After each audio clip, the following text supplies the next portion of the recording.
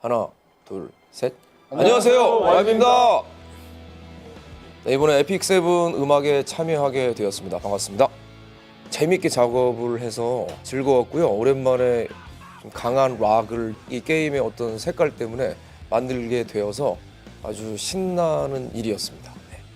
일단은 되게 재밌게 작업했고, 그러니까 저희가 잘하는 사운드와는 조금 좀 거리가 있는 그런 사운드였는데, 후반 작업할 때 좀 이것저것 많이 시도를 해봤어요. 그런 점이 되게 재밌었고, 후반 작업에서 저희가 잘 하지 않는 시도들을 좀 해봤는데 결과가 좋아서 되게 만족스럽고 또 하나의 뭔가 팁을 얻은 것 같아서 되게 좋은 경험이었습니다.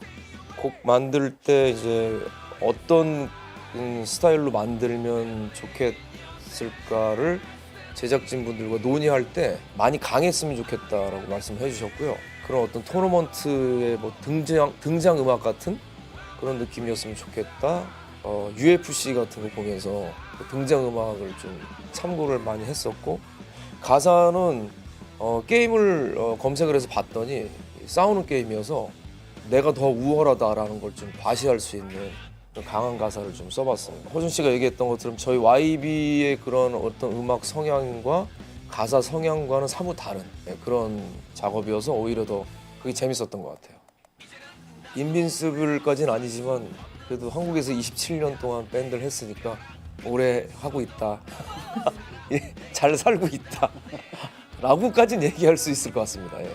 이제 게임을 하다가 질 수도 있잖아요. 졌을 때 이 음악을 듣고 다시 하자. 좀 포기하지 말자. 꼭 이기고 말 테야. 뭐 이런. 저희 YB의 몫이 이제 에픽7에 관한 그 음악에 관한 이제 한 50%를 저희들의 몫이었다면, 이제 유저분들이 과연 이게 어떻게 느끼면서 음악을 하게 되실지 저도 직접 게임에 참여하면서 같이 느껴보겠습니다. 기대됩니다. 네, 에픽7 게임 즐겁게 하시고요. 저는 게임 중독이 좀 심했어서 사실 지금 저는 게임을 끊고 있는 상태인데 한번 저도 도전해 보겠습니다. 예, 저희가 만든 음악과 게임과 아주 매칭이 잘 되어서 게임 하실 때 아주 즐겁게 하셨으면 좋겠습니다. 네, 또 기회가 된다면 저희가 락 페스티벌에서 또 할 수도 있으니까 게임 하시다가 답답하시면 페스티벌에 오셔서 같이 싸우진 마시고 헤드뱅잉 하시다가 가셨으면 좋겠습니다. 네. Okay, I hope you guys go wild with Epic7, and I hope our music makes a difference for you. And the most important thing, enjoy. 네, 에픽7 많이 사랑해 주시고요. 그리고 YB가 만들어 드린 에픽7의 음악 인빈서블도 많이 사랑해 주십시오. 감사합니다.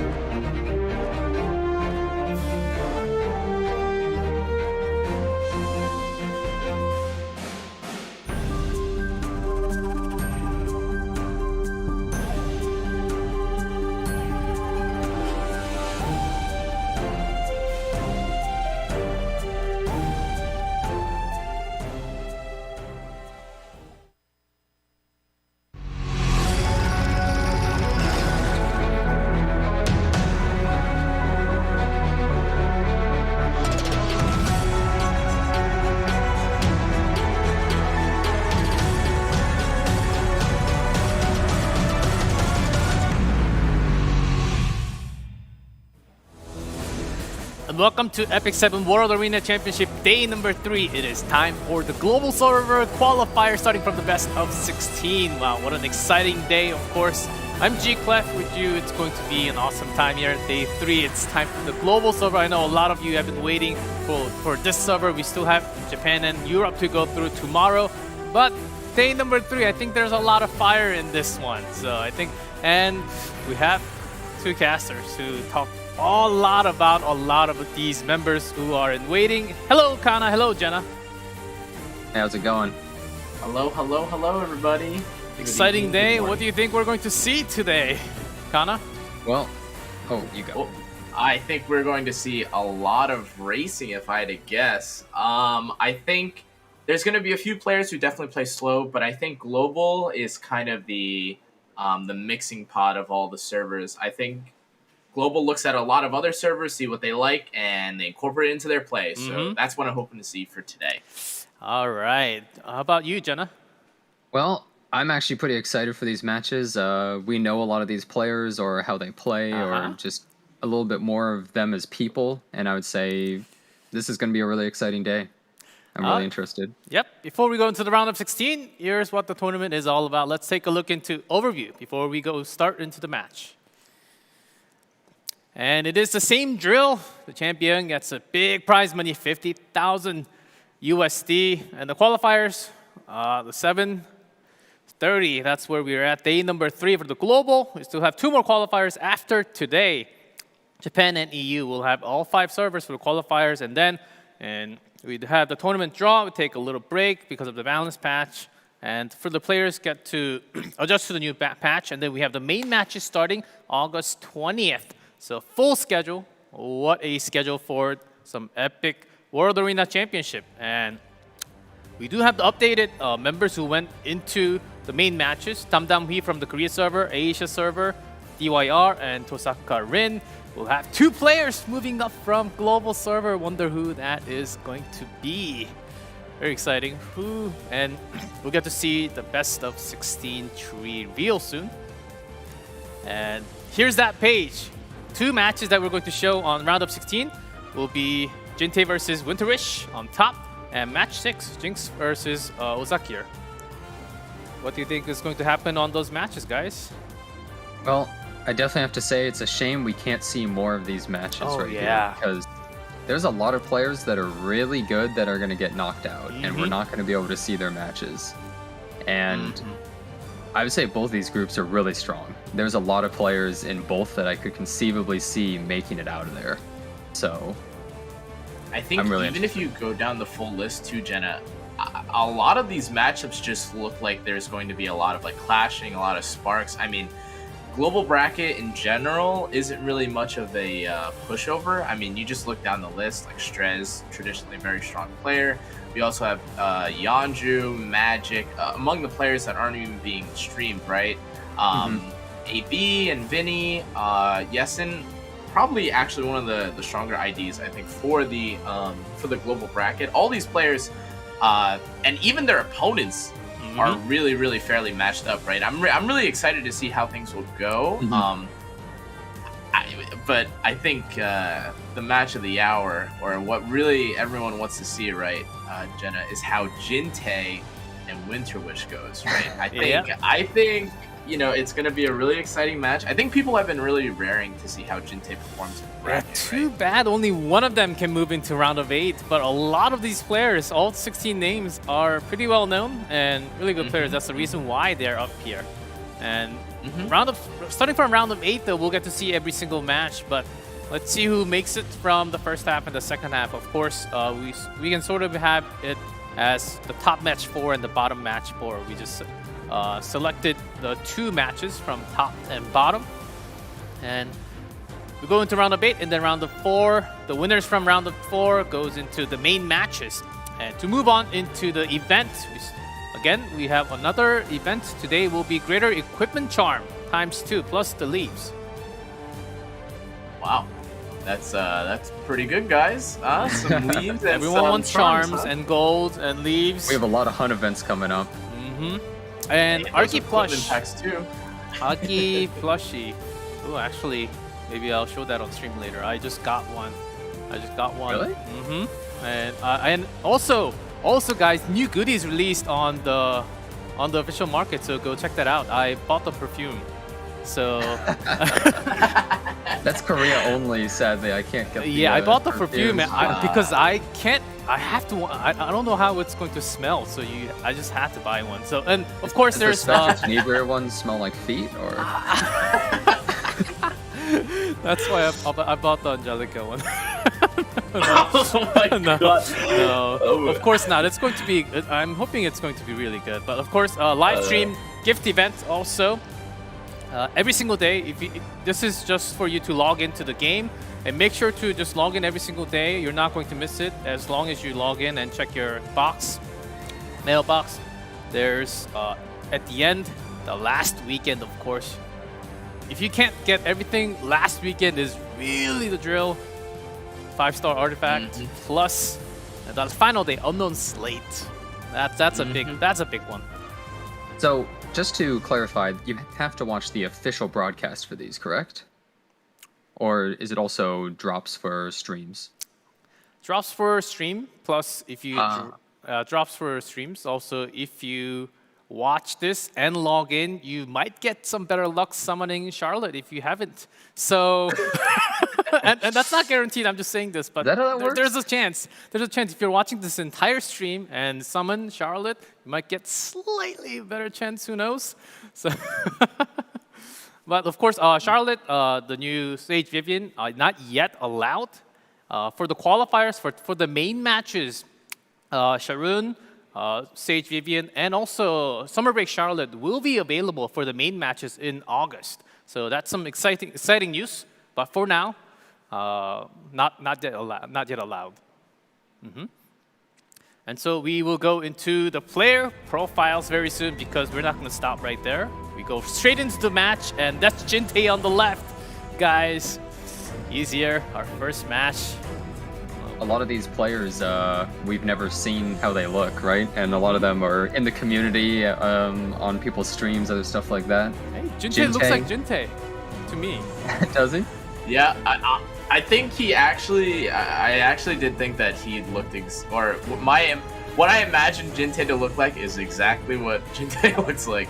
At least from what I imagine. I mean, I don't know, especially hearing him stream a little bit, talking to him a little bit, I kind of thought, I mean, there's not much to say about it, right? It's just someone's appearance is not that big a deal. Yeah, but not just the appearances. Jintae had the highest win rate of all the players here today. 84.6% win rate. That's really high. And even WinterWish on the other side, pretty high in win rate. Also known as one of the strongest in this round of best of 16. What do you guys think about this player?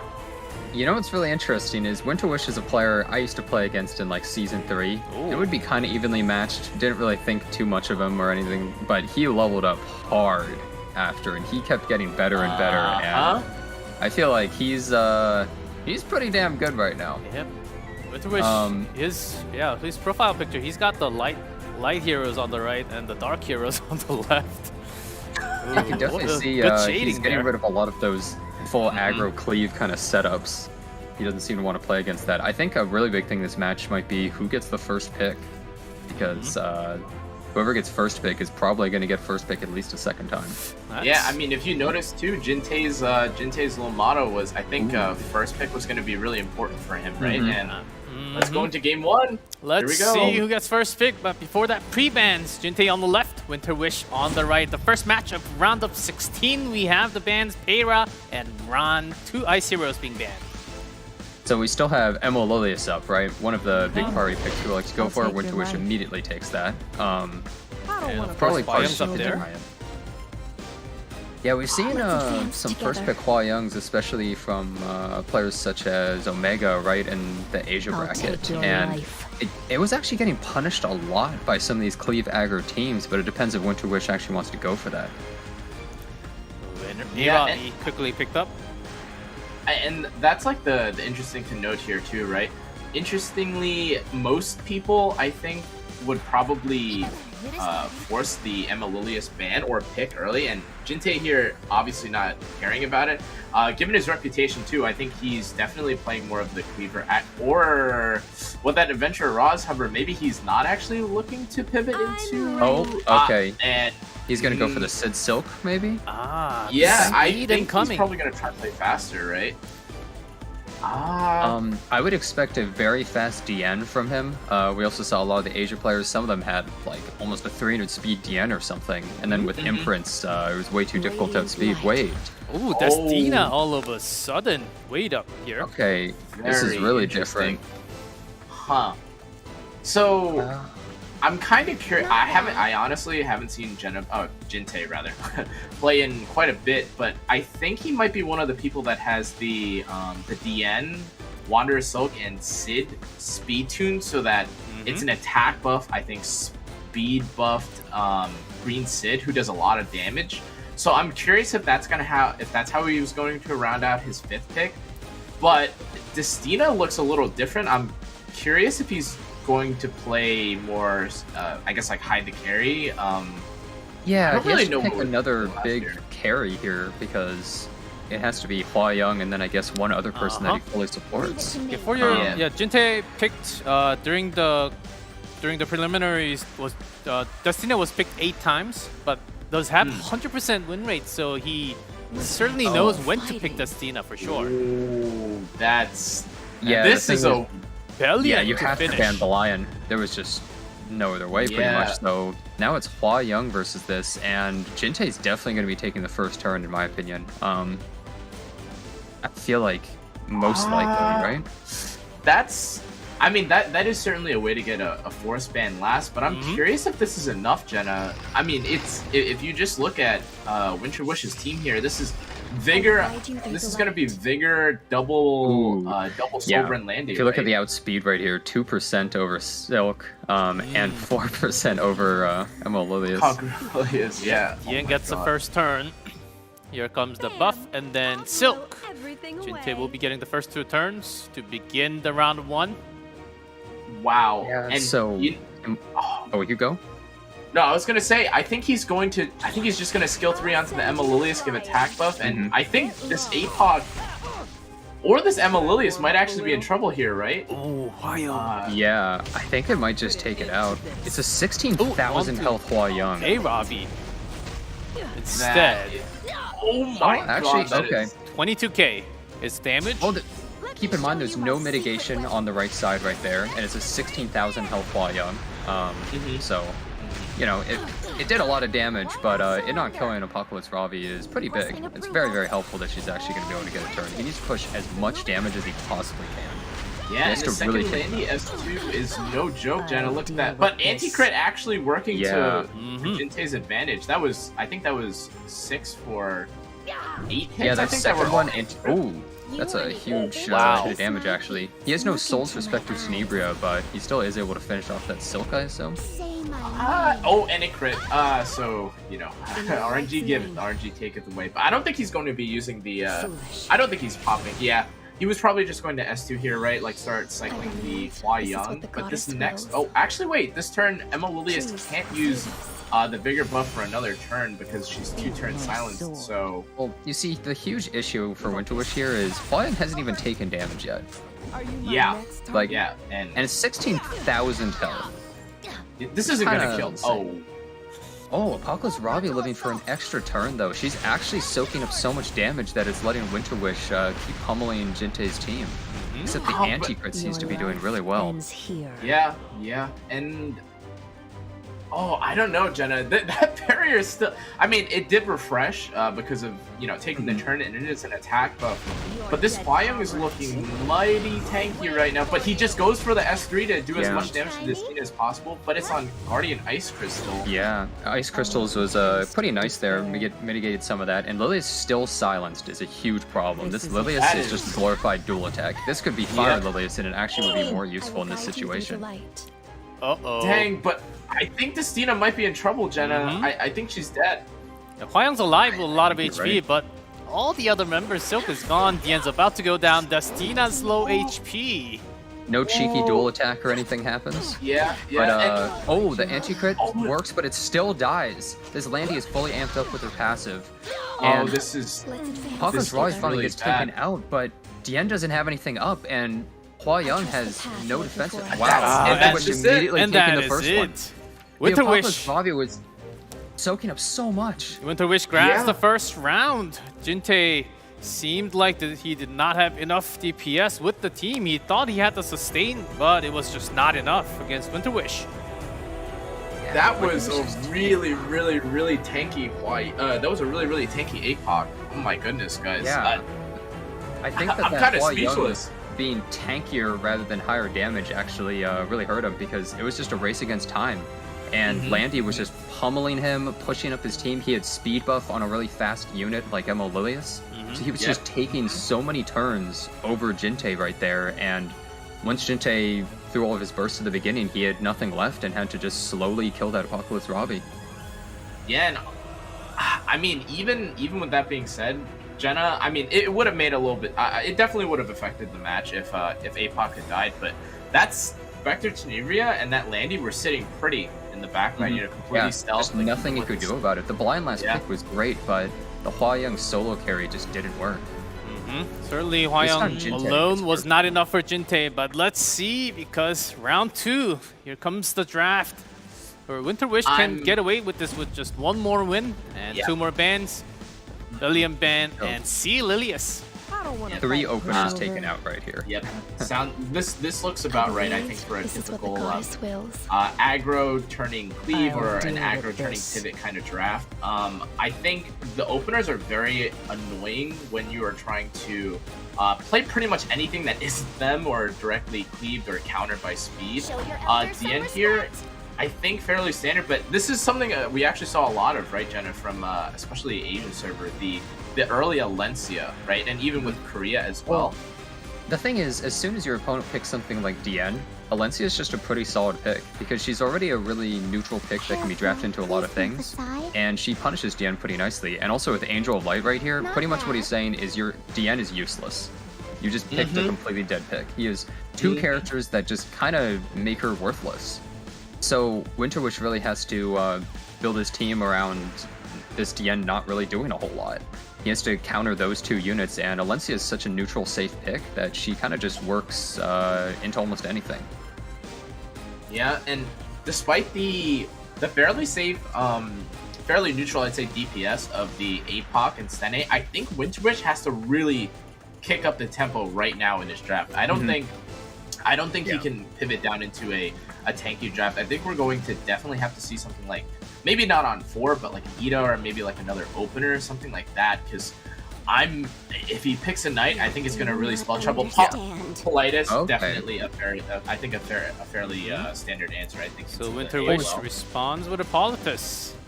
What's interesting is that Jintae isn't, like, since so many openers are banned, he's just not able to pick that really aggressive playstyle that we saw so much in Asia, for instance, right, to kind of counter what WinterWish was going for.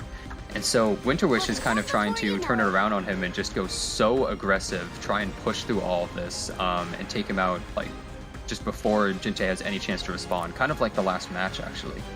And the shoe, I mean, this is really not what I expected, Jenna. I kind of expected, you know, if you hid the nameplates, the badges and all that, I would have expected Jintae right side, WinterWish left side, because this is a very slow playstyle overall compared to what WinterWish is doing. It's almost like Carrot. Oh, Carrot. Wow. I don't actually know if WinterWish has enough to get through this. This is WinterWish with the 4 DPS grasp going into Jintae. And I think it's interesting he banned Diane when he has 2 characters that overall pretty much counter it, but I think he was worried about maybe Diane buffing and pushing his team up before he had a chance to do anything. Yeah, I think that's definitely fair. Might be the reason, and here we go. Hua Young gets the first turn. He also has Soulburn for Hua Young. His Angel of Light is on book. Yeah, I think this is probably either a dead carrot or Politis. Oh, he's going for carrot here. Yeah. I'm assuming that he's doing much damage. Yeah, that he can't kill him. Oh, the barrier pops. Wait, how tanky is that carrot? No, keep in mind, his Hua Young has 16,000 health, which makes it so it's really hard for it to kill something that doesn't have really high health. So this Carrot was able to survive pretty easily. No land on the. It misses Carrot. Carrot is still alive. I think Ross might be able to finish her off though.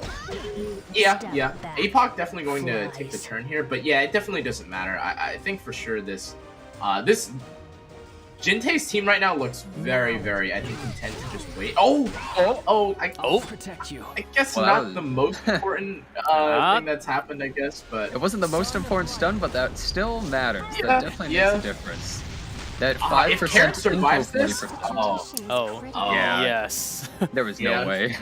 yeah, unfortunately Keep not. in mind, this is a 16,000 health Politis. This is not doing any damage. This is purely Yeah. just to make it so Angel of Light doesn't want to use his skills and potentially stun stuff. Don't come near me. And even though WinterWish still has, I would consider a fairly safely protected Spectre Tenebria. You have, the 25, I don't know, 26, 27, that insanely tanky APOC Robbie that we just saw last game. I don't think there's actually enough tempo on WinterWish's side to hide his Spectre Tenebria for long. Yeah, I don't think it's gonna matter because this Hua Young Soulburn, she's one turn away from her S3. It's really interesting that she just used it. It's on a 1-turn cooldown.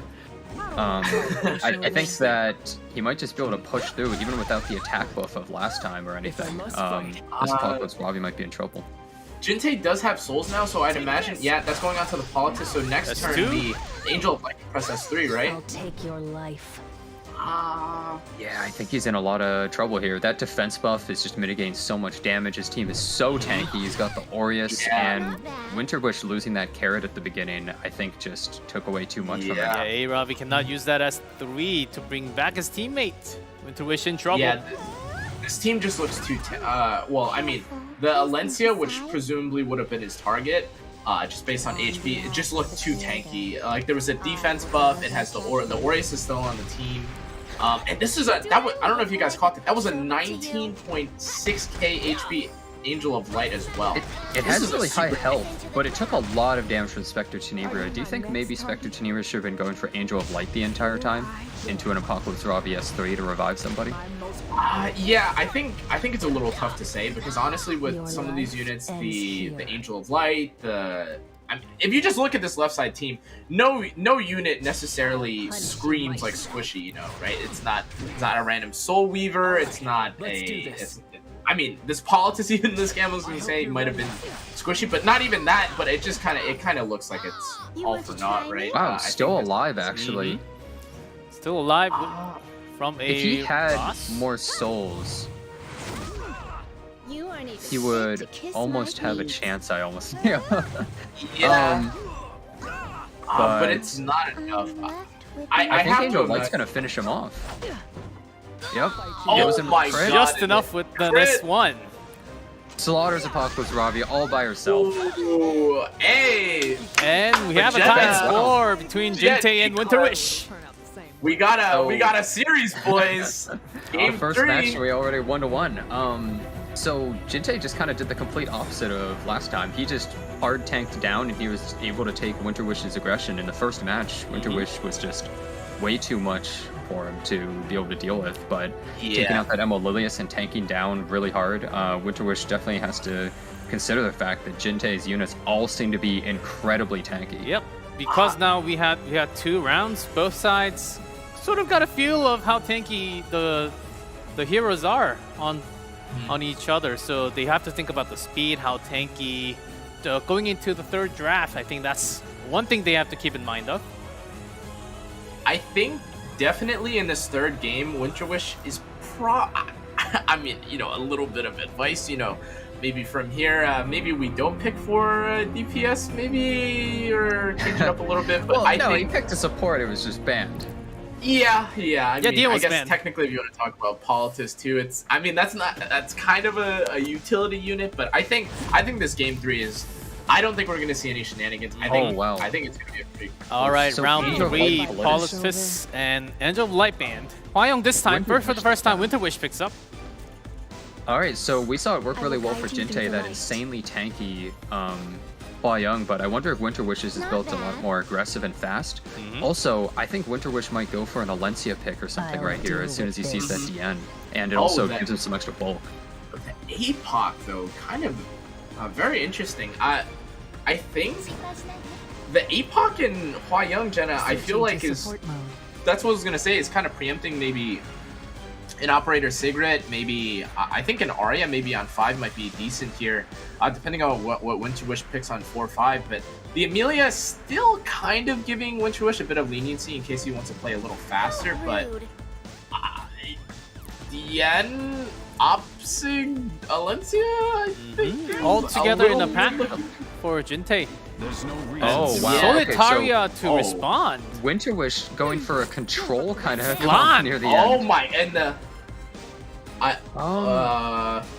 So Jintae, I would assume, gets the first turn no matter what. I think that his DN will probably outspeed Amelia, but we're not entirely sure on the speed of his DN compared to WinterWish. Are you just assuming Sage Ball's being? Yeah, I was gonna say, if you're just assuming that Sage Ball is already being banned, but So the thing is, they had to take out the Operator Cigarette, but here's the issue. This Spectre Tenebria getting pushed up by Flan, and we also don't know how many immunities are on WinterWish's side. How many people are going to get defense broken? Will Spectre Tenebria just take everybody out? We'll get to see Yeah, it Flan has right some now. save Only value one here, immunity on Hua Young. Only one. That's a big This problem. could be a really huge issue for WinterWish. yeah. The one kind of saving grace, perhaps, is that he only does have one book. So if he does decide to soul run here, he can There's also only kill 15%. Oh, Yeah. Roughly 50% let's see the everything. defense. Surely not. Surely not. Don't Oh my Any god. 15%'s one unhealable. Yeah, this I don't looks- think that's enough. This looks really bad for him. This Spectre Yeah. Tenebria is easily going to one-shot the Apocalypse Robbie from full Flam health. buffs coming into S10A. Yeah, see that's which target he an goes for. kiss me. attack buff, C damage buff. It's He was going just kind of into- locked in because he didn't have Oh, any. wait. Goes for the Amelia and does a nice and cool Was that 55,000 damage. 55,000 damage. Does a nice and casual 55,000 to poor Okay. Amelia. Oh my god, it's just gonna And with the defense kill break. Solitaria in one hit. Oh, wow. Jintae. Wait, WinterWish but is in a was lot that of the trouble right- here. Well, I think he's all right because there's also is he? I survived. think he's. I think he's probably okay because Oh, there's yeah, still yeah, defense yeah. break Spectre and he gets to push his Tenebria. team and heal. He's Yeah, got yeah, anti-crit. He has a lot of different sources of protection. Oh my god, and not that it resist, really actually. matters, but this is This probably is killing going the to Spectre probably just kill Apocalypse Robbie. Yeah. And here comes Oh, You wait. aren't even fit to kiss my Wow. ring. She actually Another. survived that, but the second hit. No, yeah, but no shit. Valencia says I'm helping. Oh, it's Valencia comes in for the finishing. just for the just to Oh, touch wow. on the finish, and that's Jintae moving up into the round of 8. No? With a Okay. 2-1 score. That first match from WinterWish made it look like he just completely read him, but the next two matches, Jintae, I think this third game really showed just how strong the first turn advantage is. If your opponent isn't committed to tanking down, if you have something really fast but safe like DN that can be flexed into multiple teams, you can round out your draft with something like Flan, and then your opponent feels helpless, where you just, no matter what, are taking the first turn, and you're going to just take them out. Yeah, and on it, I feel like the end of the draft too went so fast, Jenna. Like I really wasn't even able to like process just like Alencia and then like the Sage Ball and the Opsig, and then they kind of just I guess read it out so quickly. They just played the script out, but Yeah. that was really kind of scary from WinterWish. I think that game I was not to like harp on game 1 too much or anything, but I actually do think that game 1 was really impressive from WinterWish, and I don't quite know if it was maybe just some early nerves from Jintae, but it really looked like he had his number. But I guess Yeah, I think that all the openers being taken out actually really hurt WinterWish over Jintae, it felt like. Jintae seemed more prepared to tank down in the second one especially, and I think WinterWish needed that aggression from something like Peyra or Emilius. Yep, Jintae was And I certainly mean- ready for plan B and C. That's the reason Yeah, why he was yeah. able to go on into the round of 8. And of course, we have our second match already from the bottom group of round of 16. will be Jinx. Oh, so, All right. so this this player, Mr. Jinx, is a Emma Lilius and AOL banner, which I think is I don't quite remember if it was the same case for the other global players, but I think a lot of global players really don't like Angel of Light, and I think unanimously across the servers, I don't think people like Emma Lilius, but you can see here in the most picked, right? The Dian, very, very, very popular, right? Like you see the Hwayoung, of course, but interestingly, a Landy is super popular on second gen, right? Yeah. And here we see Ozakir. So he's also banning that Angel of Light, kind of like you said, and he takes out the Rand because, as far as I know, Ozakir isn't really much of a fast player. He's more of a kind of standard player from most of what I've seen. He actually hasn't, I feel like, been playing a ton this season, but he has always been really reliably strong and good and has a good understanding of what to do. Yeah, Ozakir had the highest pick of A-Ras compared to anyone else in all servers. He just really likes the main character. I think it's funny that his motto is "Let's live a happy life," and he's kind of got like this, you know, this stone cold like what's up kind of face. You know He what I looks mean? so uncaring. Yeah, he's kind of like yeah, I'm here. Yeah. He's looking But, I down mean, on you. I think he might be, as far as I can tell, one of the only like highest pre-ban Rand players, as far as I can tell. I don't think Yeah. I've actually seen that. I think his playstyle, just overall, he never wants to deal with it. He's also a huge Senya picker in previous seasons. I wonder if we'll see something like that come out Ooh, from him. Senya could be very interesting in the draft. Here comes the ban of second match of round of 16. There is Ron and Lilius being banned. Hwayoung instantly picked up by Jinx. Yeah, so we've been seeing the first pick Hwayoung coming out, and it lost one, but did really well in another. And Ozakir's got to respond with just assuming his playstyle. Unless he's going first turn, he's going to try and bulk up hard.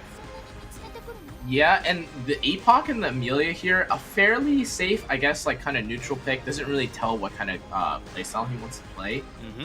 Something really interesting about Ozakir that some people may know, if you do or don't. He actually has some of the best like mid-speed DPS gear on the server. I don't necessarily know if it's going to be taken out this game, but if you see units like the Ida, the Politis, or maybe not so much those, but like the Kiseis and Cowricks of old Milim, units like those are so high gear score. They're just fast damage dealers, but not like an opener. Exactly. Yeah, they are taken away. extremely scary. Jinx actually takes away A-Ras with Angel of Light.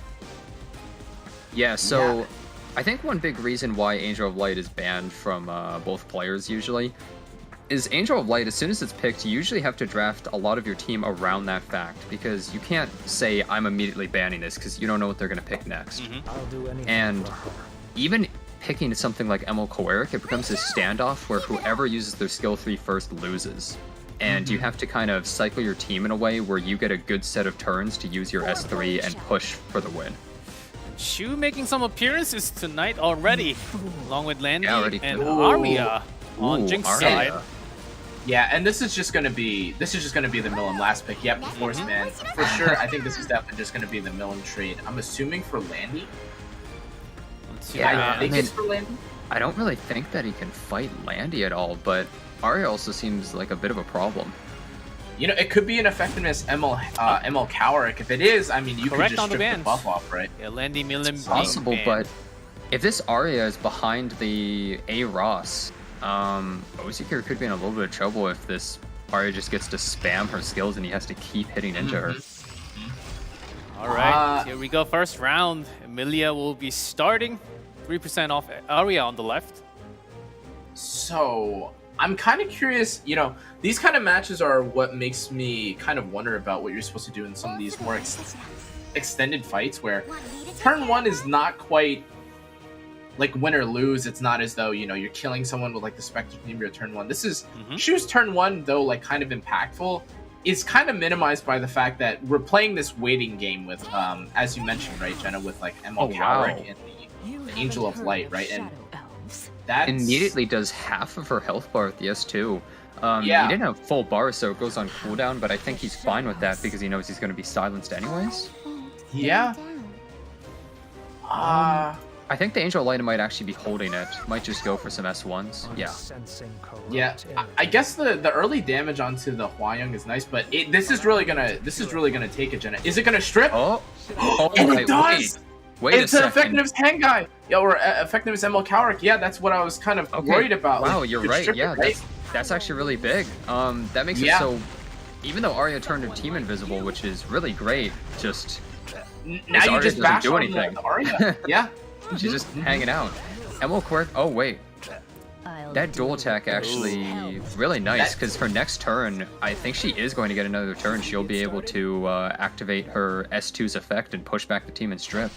Yeah, and yeah, I think at this point, wow. I think Oh, Jinx defense has break. to- Yeah, Cowrick had to kill. Yeah, I think Cowrick was definitely going down, but this is kind of the scary part now. I think Or Vivian. despite like what has already happened, I think Ozakir is still in a really good position, right? He hasn't really used any of his skills yet. Shu still has the S3, APOC S3 already up as well, but he's Angel Light still being able forced to disable him is really nice, though. Oh wait, this Amelia actually is high res. Yeah, so I guess he's just waiting so that next turn he can pop the Shu S3, perhaps? Oh, Right but here, though, the Arya starts to push back, which is kind of nice. She Yeah. doesn't seem to be all that high damage. I think this is one of the more sort of utility-ish Aryas, where, yeah, she doesn't really hit that hard, but it's more to stealth the team and everything. But now that that stealth is wearing off, and Ozakir starts to kind of regain his character's strength and be able to hit anybody he wants, he might be able to turn this around. yeah, I think he's stabilizing a little bit. I know it looks a little bad with all the unbuffables, the blinds, the silences, and such, but this Amelia is full HP. And as always, like keep in mind, I'm sure you guys don't need a reminder. APOX S3 is still up, and the Meteor Cowrick is still waiting. It's still there. Yeah, and you know, Shu still has the potential to pop. Oh, wait. Jenna, that was on Little my Quick, God. and it blocked. That's a And the 40% Hawaiian is chance gone. every time she S1s that she can go into that S2. And Oh my God, Wow, the that's rat! That's some big damage. think of Charles back in like season 1 and 2. She's just better Charles. You might hate her design, Jenna, but that little rat, I think, She's just better secured Charles the that match. looks worse. She's. I mean, this is. Does Jinx even have any damage now? I don't think so, right? If I this don't is think the he has much he can do once that Hwayoung was taken out. Apocalypse, Ravi, and Shu, there's just no way that these two are dying. They're too tanky. They do a great amount of damage. Res Amelia, and it's just. I mean, you're gonna be. I actually don't even. Oh, actually, I think Adventurer Roz is now tuned to Arya to drag Arya, but I don't even think it with really all that matters. being said, yeah, I think This looks Arya some- would have to do some insane work, and I just don't see Yeah. that happening, even with another S2 right here. Yep, Yeah, Arya it's- is here, but unless Arya has something like an injury set, which in case it's not, so lacking damage Yeah. on left. Jenna, did you catch what artifact this Arya is? Is that on Fairy Tale for a Nightmare? 'Cause that Yeah, was I some believe it extra damage. is. I can see the extra damage being done at the end. I guess just for some extra strips and stuff, which is kind of nice, but I mean, I don't know exactly how it's built, but it needed more resistance in this matchup. Yeah, and the Shu, you know, interesting thing about the Shu is that the Shu hasn't procced her or used her S3. Oh, well, I mean, she procced something else. But, Literally just doing it to him. There's the shield from A. Ross. Yeah, the and- shield from A. Ross is nice, but I just don't see how it can possibly break through this. Shu's S2 even heals her. With the Amelia and A. Ravi just being unkillable, Ozakir's team is pretty much just an unkillable wall sitting there, and Arya's just barely surviving. And it has Little Queen's crown, so these barriers aren't even that big of. You know, it's actually kind of helping Shu at this point. You know, like doing more damage with the barriers. But Did A-Ravi I even mean- use S3? No. Not yet, no, right? no Holding it. one's used any Okay. skills. Basically, he's just kind of waiting, I guess, for The Shu Arya hasn't to even drop. used S3, which is pretty crazy. 'Cause that's one of the big Yeah, things like- of her is that she can counter after she uses S3, but Mhm. Shu's just been hanging out this whole match. And All right. Jinx trying to do what he can, but oh, the damage is somewhat stacking onto Shu. Before you know it. It's hanging in there, but the problem is that Apocalypse Ravi's here. This is why so many people just hate fighting Apocalypse Ravi or can't deal with her that well, is it's just, if you leave her for last, you lose. But killing her first is really difficult. Oh my god, Jenna, please! Yeah, I gotta say, I don't know if I'm okay with this little rat character. I don't know how I feel about them. Oh, the agony! That shoe is on Little Queen's huge crown, which is really interesting too. He's just playing with his food, Jenna. Shu is a sadistic creature. And Shu is a lot like Arcdia and Mercedes, where you attack them and you clench. The moment you attack them, you're just thinking, "Oh Here's god, the attack buff. am I okay? Am I okay?" Moment of waiting. God. Well, Well, I think she's dead. And that's it. Hey, now I don't think Hankai she's gets going to up, doesn't even use a skill. Did Ozakir? Well, I think Ozakir only used one skill that wasn't a skill 3 or that wasn't an S1 on his DPS. I think once, and it was that APOC. But other than that, geez, That was a pretty convincing match right there. I think even if the Shu hadn't gotten those lucky, 40% chances to go into her S2 with that huge amount of damage, I don't think it really mattered because I think he had locked the game down so hard as soon as he stripped the Arya. And seeing how well he did, pretty much Jinx just needed more time, and he just didn't get it because the buff got stripped and his Arya was kind of just useless the whole match. She didn't do the thing that she's supposed to, which is protect her team and tank up the opponent. Yeah, damn right. You see that big MVP, Jenna? You see that swirling circle, the rat? Yep, that MVP certainly makes sense. Oh, Shu. boy. Wait for some Shu being picked up in tonight's RTA.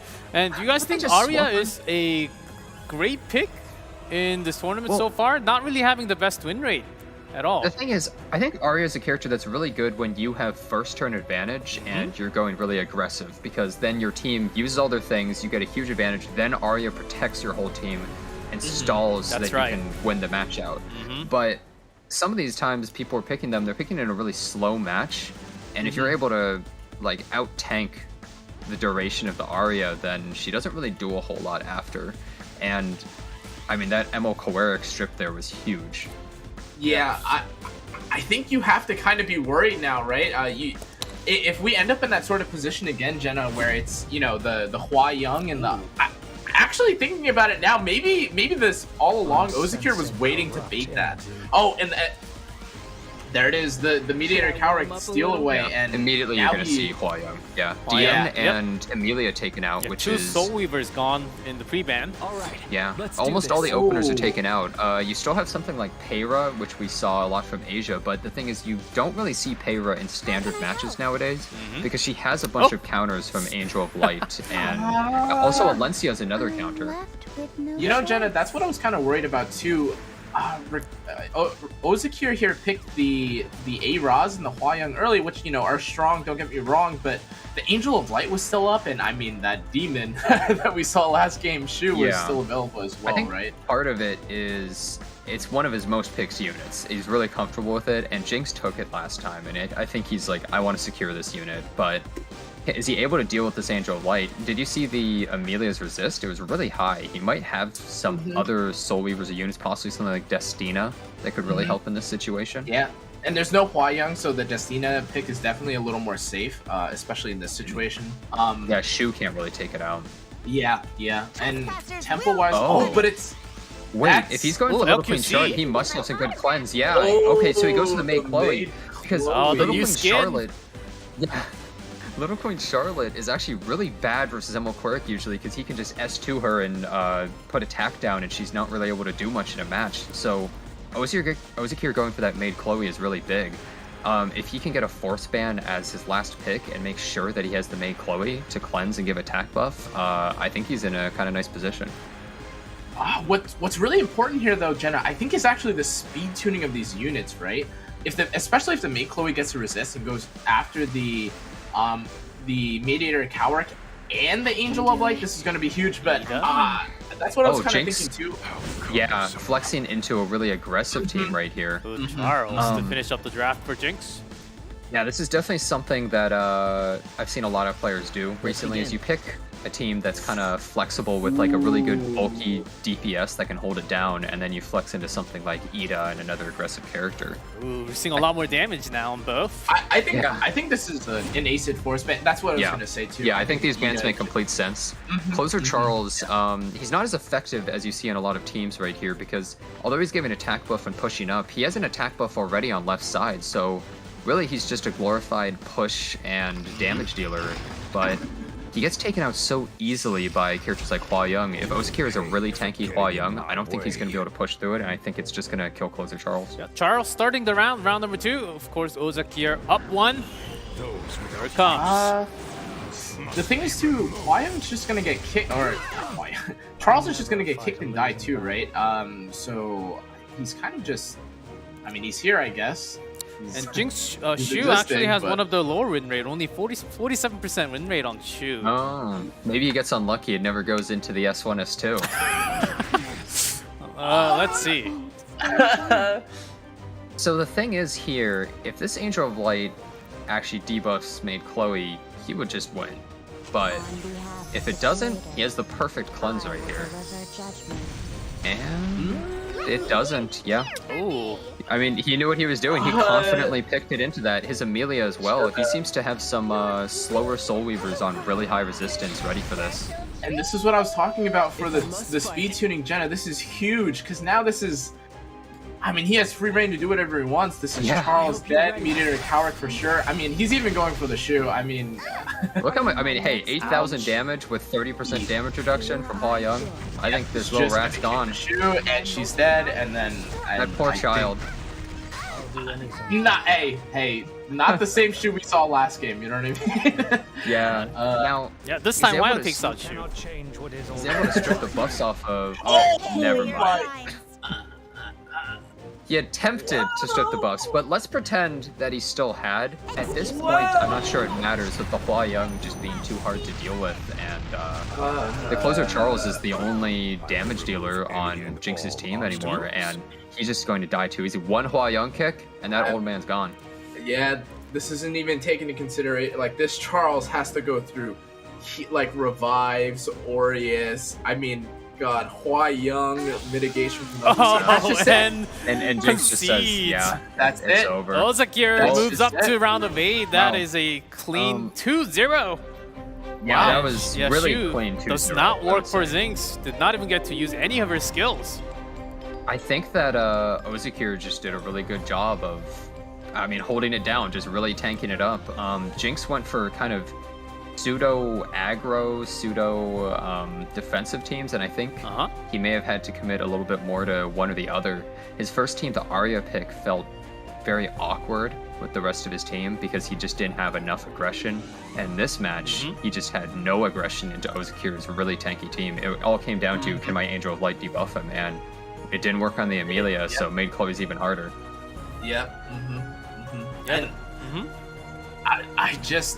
I'm really impressed, actually. You know, I fought against Ozakir. I've also fought against Jinx on the ladder, and I thought this was going to be probably one of the closer matches, but this just looked like Ozakir kind of wrapped up Jinx, and that was kind of it, right? Nothing else to say. A really solid draft, to be clear. You know, Jinx, no slouch of a player, but I definitely think Ozakir's drafting was really like stand out. He basically had.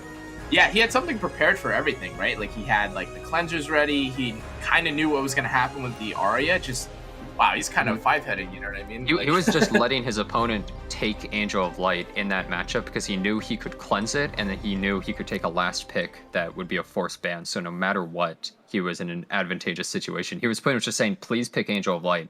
We saw that from a lot of the Asia players last week, too, where the moment their opponent picked Angel of Light, they just killed them. They just hard punished them. Ozakir kind of went for an opposite thing where he went defensively, where your Angel of Light's not going to do anything as well. Yep, because we still have a match going on. That's actually, I heard it's match 8. Pride Wildred versus Strezz is still going on, so we'll take a look at the highlight before we get the results.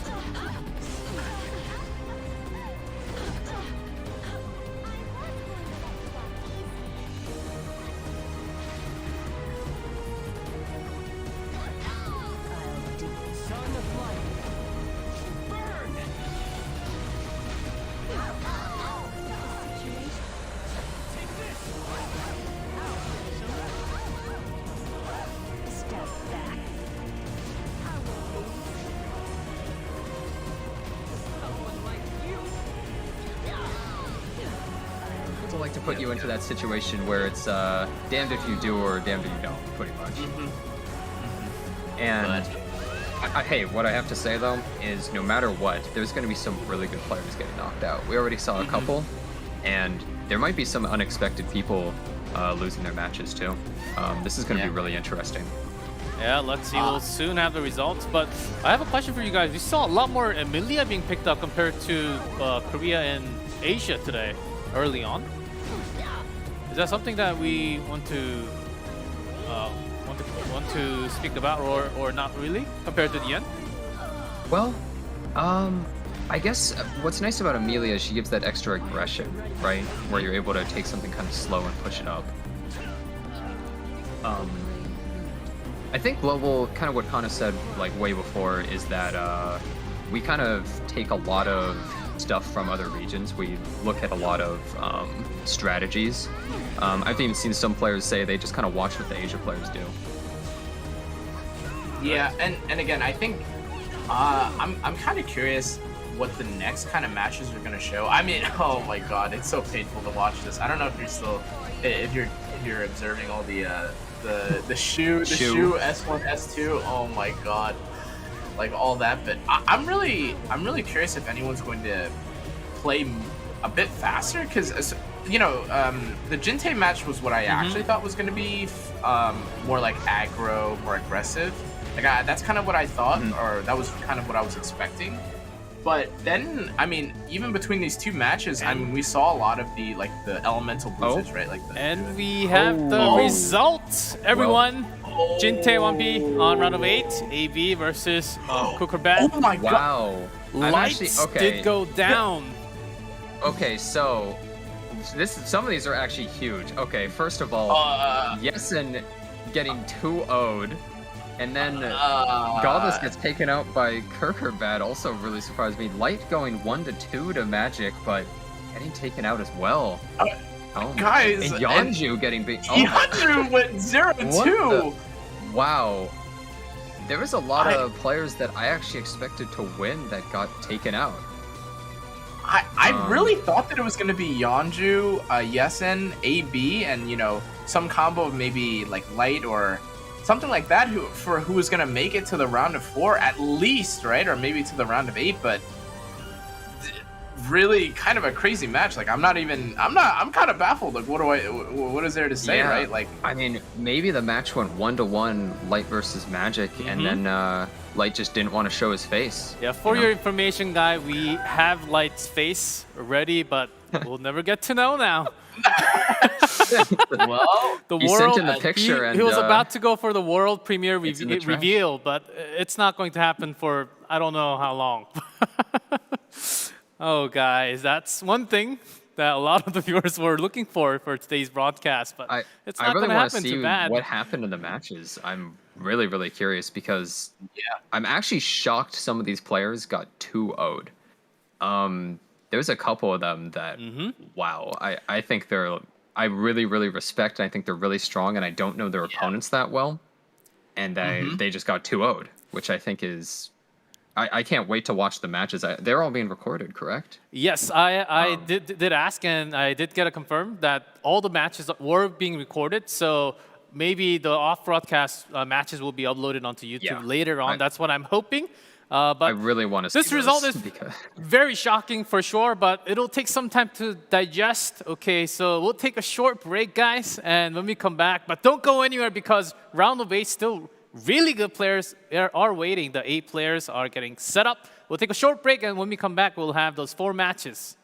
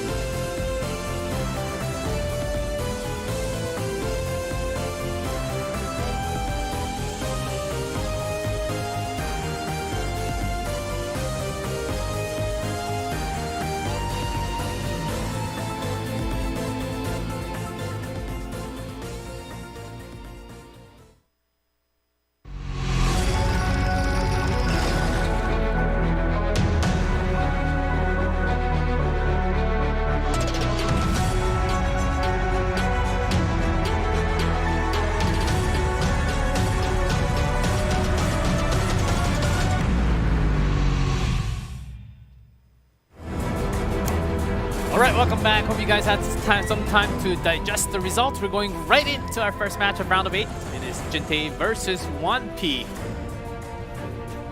So Jintae, we saw, had a pretty good set right there, going 2-1 against his opponent WinterWish. But we saw that he can bleed, right? WinterWish had a really good match against him, but Jintae is definitely one of the favorites overall for the tournament. Interestingly enough, too, oh, sorry, I didn't mean to cut you off, but I was going to say, like the first pick, if you read his thing, first pick will get me through any difficulties. He only won the matches where he was second pick. That's a good point, actually. Wait a second. So something interesting to say is wanpi and Jintae are in the same guild as well. So these are two guildmates that probably know each other pretty well playing against each other. And also wanpi, he has a resolution for this competition. He says, "When I meet Jintae, I wait for death." So right now's the time. He doesn't seem to feel all that confident in this match. Speed is not everything you need, what wanpi says. Well, he's facing against Jintae now. You look at his playstyle too. Holy his most Destina? is Destina. Wait a second. He plays a completely different game than a lot of these people. Also, look at his bans. He bans Ross all the time. He seems to go for such a slow playstyle, maybe, that he doesn't want the extra aggression. 300 times. 300 times! And the second most is Aola with 211. Third most Arabi 192. So Destina is coming out 100%, guys. How is that happening? Really, really interesting. This is, I mean, some people might actually want to pick some things up from how he plays, because he's succeeded pretty well with this so far, and he took out a really strong player off stream. Yesen is always really high up and is pretty well known by a lot of people. So to see him get taken out by most picked Destina, this guy's definitely doing something right. Yeah, and he knows something we don't. What's really weird, Jenna, too, is that Hwayoung isn't banned, and it looks like a lot of the units on wanpi's side would get countered immediately by what I think most people consider to be the most popular character in the game, right? Destina banned! You say Most that, wow. banned on either trolling his friend or respecting the Destina. Maybe Jintae knows about wanpi's strategy and is just saying, I'm They're not in the having same any of guild. that. I mean, they have to know each other somewhat. wanpi going for a completely different playstyle, first picking the Emolius. Now, I have seen a player before do a really, really slow draft with like a 240 speed Emolius, but it's so tanky you can't kill it. I wonder if he has something like that, if his whole playstyle is slow. The third pick Alencia, though, was pretty good into the APOC and the ML Cowrick here, but I don't know, like, normally I feel like when you see a draft that is this slow, or when you see a draft that's, I guess more... Well, actually, I was going to say more slow because I was thinking that wanpi was going to play more with Destina, but there isn't even a Destina, but there's an Emma Lilius here. So you can't really disrespect the speed of the Emma Lilius. You know, just because he plays slow with Destina doesn't mean he wouldn't be playing fast. Or doesn't have a fast Emma Lilius. Jintae's draft is overall just... I mean, he just picked all the good characters, honestly. Yeah. He took, like, just a really strong setup of aggression and damage while being able to tank.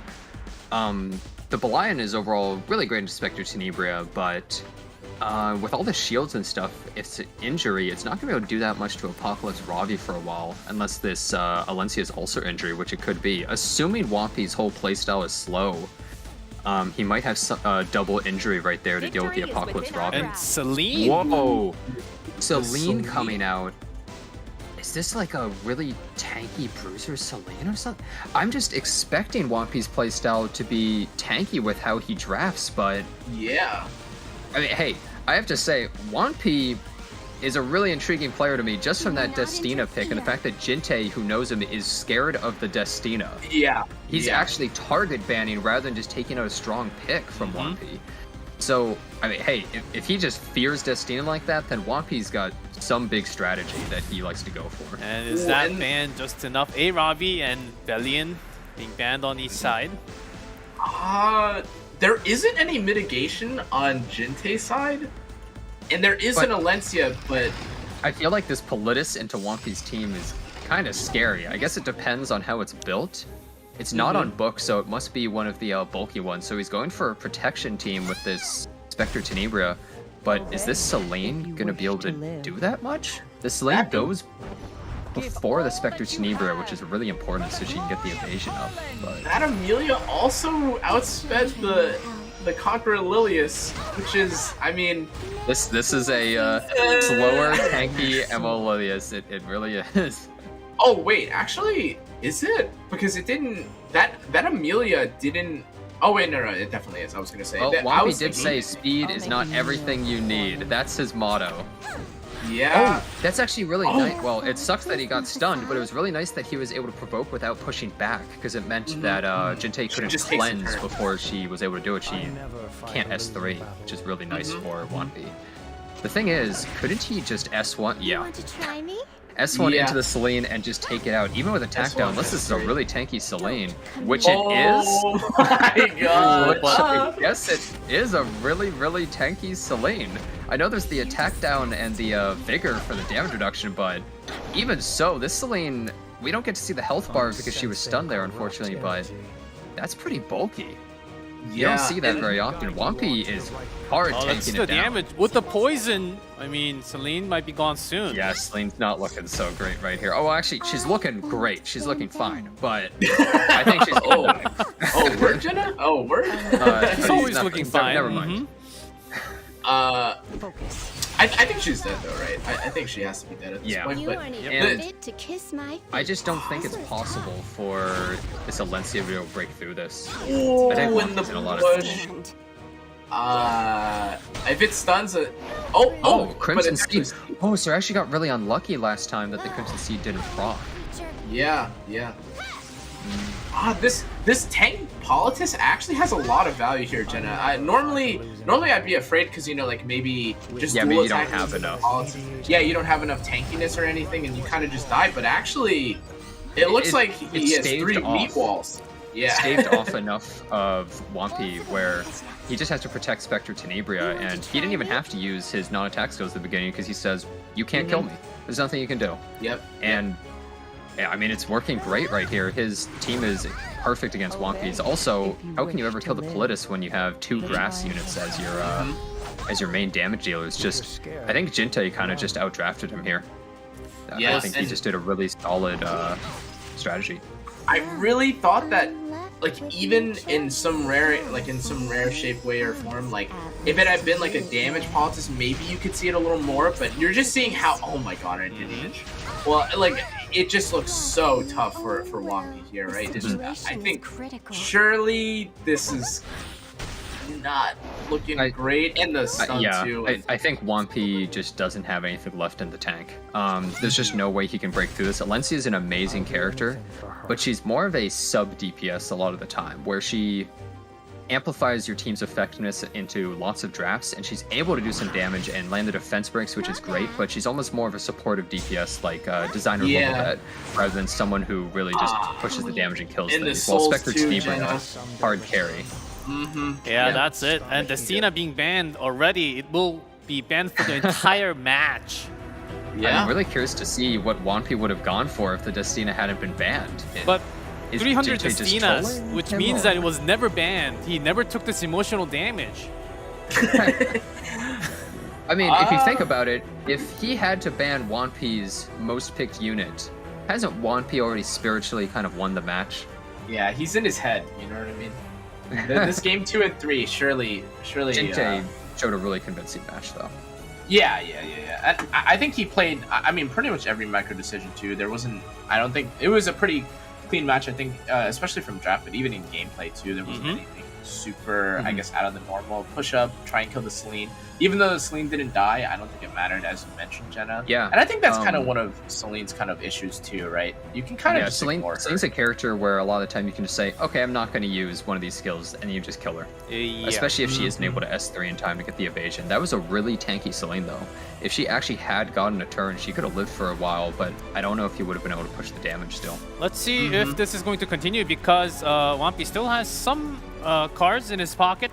He did pick a lot of Solitaria of the Snow, 144 times, a lot more than the regular player. Wow. You know, the more I learn about Wanpi, the more interested I am in this guy as a player. He plays a very different match than most people and succeeds really well. I think there's kind of a lot to learn from that for players that don't have the speed gear to really compete with a lot of people. People would often ask, should I get Emo Lilius if I don't really have high speed? And wanpi just says, okay, I'm just going to pick a not so fast Emo Lilius and first pick every time. Yeah, draft going a little very fast here. Eros and Billion being banned. Those are the 4 bans. So now without the Stina, let's see if wanpi can have a better draft this time. Jintae is immediately securing 2 of the biggest picks just for damage dealers. He just wants to take those away and force wanpi to have to pick kind of more the leftovers, I guess, in a way. Yeah, no speed from wanpi. Kind of the strength of Jintae too is that the DPS are kind of, I feel like, what's most important in this draft, because I think he knows that at any given moment he could probably outspeed. The Amelia obviously now like just faster than I'd imagine everyone on the left side or on the right side. Flan always in his pocket that we saw before. Dien also still available. So I think what correctly I think that Jintae is doing is actually prioritizing the DPS so that wanpi can't, hide behind like a big like a big wall like FCC or some other tank. And oh my god, 3rd pick Sage Ball into Spectre. He's going for a control comp in this match. That's early. But yeah, Emil Kowarik and Designer a little bit are 2 characters that are still up, and they do pretty well into that. Yeah, and it almost seems like wanpi is hiding the final 2 picks for a reason. I think he really is. He's really just trying to bait out all of Jintae's draft before he's able to take his last 2 picks. And now he has to consider what's going to take this out. Also, look at Jintae's team. Look familiar? Yeah. It's the same team in a different order. Taria, here we go. Oh my god, he's going for a full control team. 69% win rate on Solitaria for wanpi during the prelims. Wow, based. And he had a 69% win rate overall. Coincidence? Maybe Solitaria Oh sees my ace in the god. hole. Solitaria for the win. Jenna! Wow. It's a pocket Assassin Collie. Flan again for Wait. Jintae. It's possible. What if he has 2 books available? Maybe no matter what, she's able to soul burn to take something out really quickly? I think that's exactly what this Assassin Collie is It actually. has to be Assassin faster Collie, than this Amelia. 90% win rate, guys. For wanpi. 90%? That means when he picks this, he knows he's gonna win. Yeah, 76 picks. This is really interesting. I don't know how this is going to go at all. She does get the first turn just barely by 1%. Assassin and he Collie. gets the soul burn. Immediately going to take out that Amelia by a lot. Oh my So god. beyond dead. And now, what's really big about this is if wanpi can tank up and protect his team, this Assassin Collie actually has a huge amount of DPS. Yep. Her DPS is enormous if you're able to protect her. If he doesn't Oh, get in the unlucky with pushback. I don't know if that matters. Never mind. I just got it. Anyways, It's possible if he can tank it up, but the issue is this Angel of Light is probably the squishiest on the team. And provided Apocalypse Ravi is just able to S3 it at some point, if he's not able to control the Apocalypse Ravi, he might have some troubles. what if he's not careful? This Assassin Collie is gonna get her S3 back up soon, right? One turn and she'll Yeah, until he she has gets her another S3 back soul. up. Yeah. Stand down. Assassin Collie has 3 turns till she's able to just kill another unit. Her S3 Soul Burn actually doubles its damage. It's such a high multiplier that almost nothing could survive it. Shut up. And Especially her, when she has her attack S1 buff. damage is no slouch too, Jenna. Look at that. 12,000. Immediately, Oh my God. Aquaric is dead in 1 more hit. He doesn't really have much left to do. Oh wait, oh my, wait a second. A Collie. Oh It's no. S2. He has to sleep, and he doesn't. Oh no. Oh my. This is it. Nice sleeves happening. Wow. And there's the drag from Wanpi. C. Lilius. Wow. Oh You know what's my funny God. is the dual attack was actually kind of good for wanpi at first because it would kill the Angel of Light so Apocalypse Ravi couldn't Yeah. revive it. Yeah. But then it just hit Assassin Collie. I actually think wanpi kind of had that. Yeah, I really thought that. That's a little It's too why bad. wanpi has a 90% win rate with her. Uh-huh. Yeah. Wow. That- That A That Collie was Assassin certainly a Collie pocket was- pick. That was so smart. You rarely see it too. Like I've seen that in the Yeah. past. Like they kind of protect the And he Assassin Collie. barely It was- outsped 1%. But it was drafted so so well and so deceptively, right? Like you had, oh, what is this Sage Ball third pick? He It looks like all these debuffers into an ML Choleric and just didn't care, no fear, and then because he knew he had the last 2 picks, so he could pick 2 characters that would be able to beat Jintae's team and ban whatever he picks last to counter it. And I mean, that's part of the strength of first pick is if you're able to make your draft very ambiguous. The last 2 picks is sometimes it's more important than having the very final pick. Your last pick is always going to get banned, but if you have 2 last picks essentially, which wanpi had right there, you have to choose between 2 things that can take apart your entire comp. Oh, that's what his resolution said. When I meet Jintae, I wait for death. So, wanpi will be gone. Let's go into our second match of round of 8. Here's AB Crossed versus Arm Brothers. AB. I will crush anyone on my path. AB. Real aggressive. AB is a pretty well-known player, I would say, on global. I almost consider him kind of like a mad scientist sort of player, where he tries so many different things. He's willing to test so much and get a better understanding of the meta in the game, which I think makes it so he's a lot more flexible in drafts as well. I think he's definitely one of the really strong players. I kind of expected him to at least make it here. And one of the players who played a lot more FCC and Milim compared to the rest of global here today. And once again, I mean, you see it here.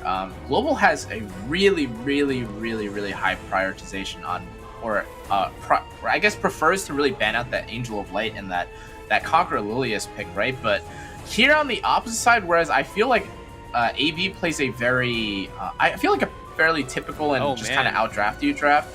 This player has a very unique. He's got an immunity set on. Okay, he's unique in a lot of ways. He also does make gains with a unique deck. He has made gains. This might be the most jacked player in the whole tournament. If this was a boxing tournament, I think he would beat every other player. Yeah, and actually, wait, that's kind of interesting, Jenna. I thought that Kukurbat has, I mean, maybe I don't want to spoil it, but I really don't recall him needing to ban Valiant that much, despite it actually being his second most pre-ban unit. That has a very unique playstyle. He values Spectre Tenebria over pretty much everything. Traditionally, he's always first picked it, and it seems like his teams are very just one note.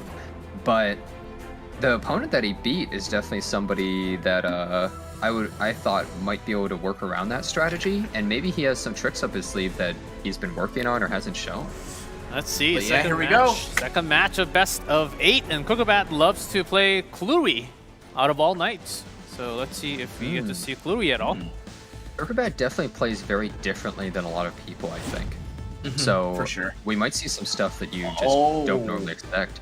Also, wait a second. He takes out the ML Stormia as his first ban. And there's the Spectre Team first pick. Something that's unique about his Spectre Tenebria compared to most people's is he actually runs it on Warhorn, not Book. So he actually runs it into Belians a lot of the time too. Very interesting that he just lets the ML Lilius go through for AB though. Yeah, and I'm kind of curious what kind of draft AB is going to use against Kukurbat, because traditionally the typical answers to Spectre Tenebria don't really. Oh my first God. round of the day. Step back. Okay, so he says, I'll let you take ML Lilius because I'm just going to cleave you. It's interesting because normally people will go Apocalypse Ravi in that spot rather than Spectre Tenebria to go into this kind of flexible, possible cleave, possible more standard draft or aggression.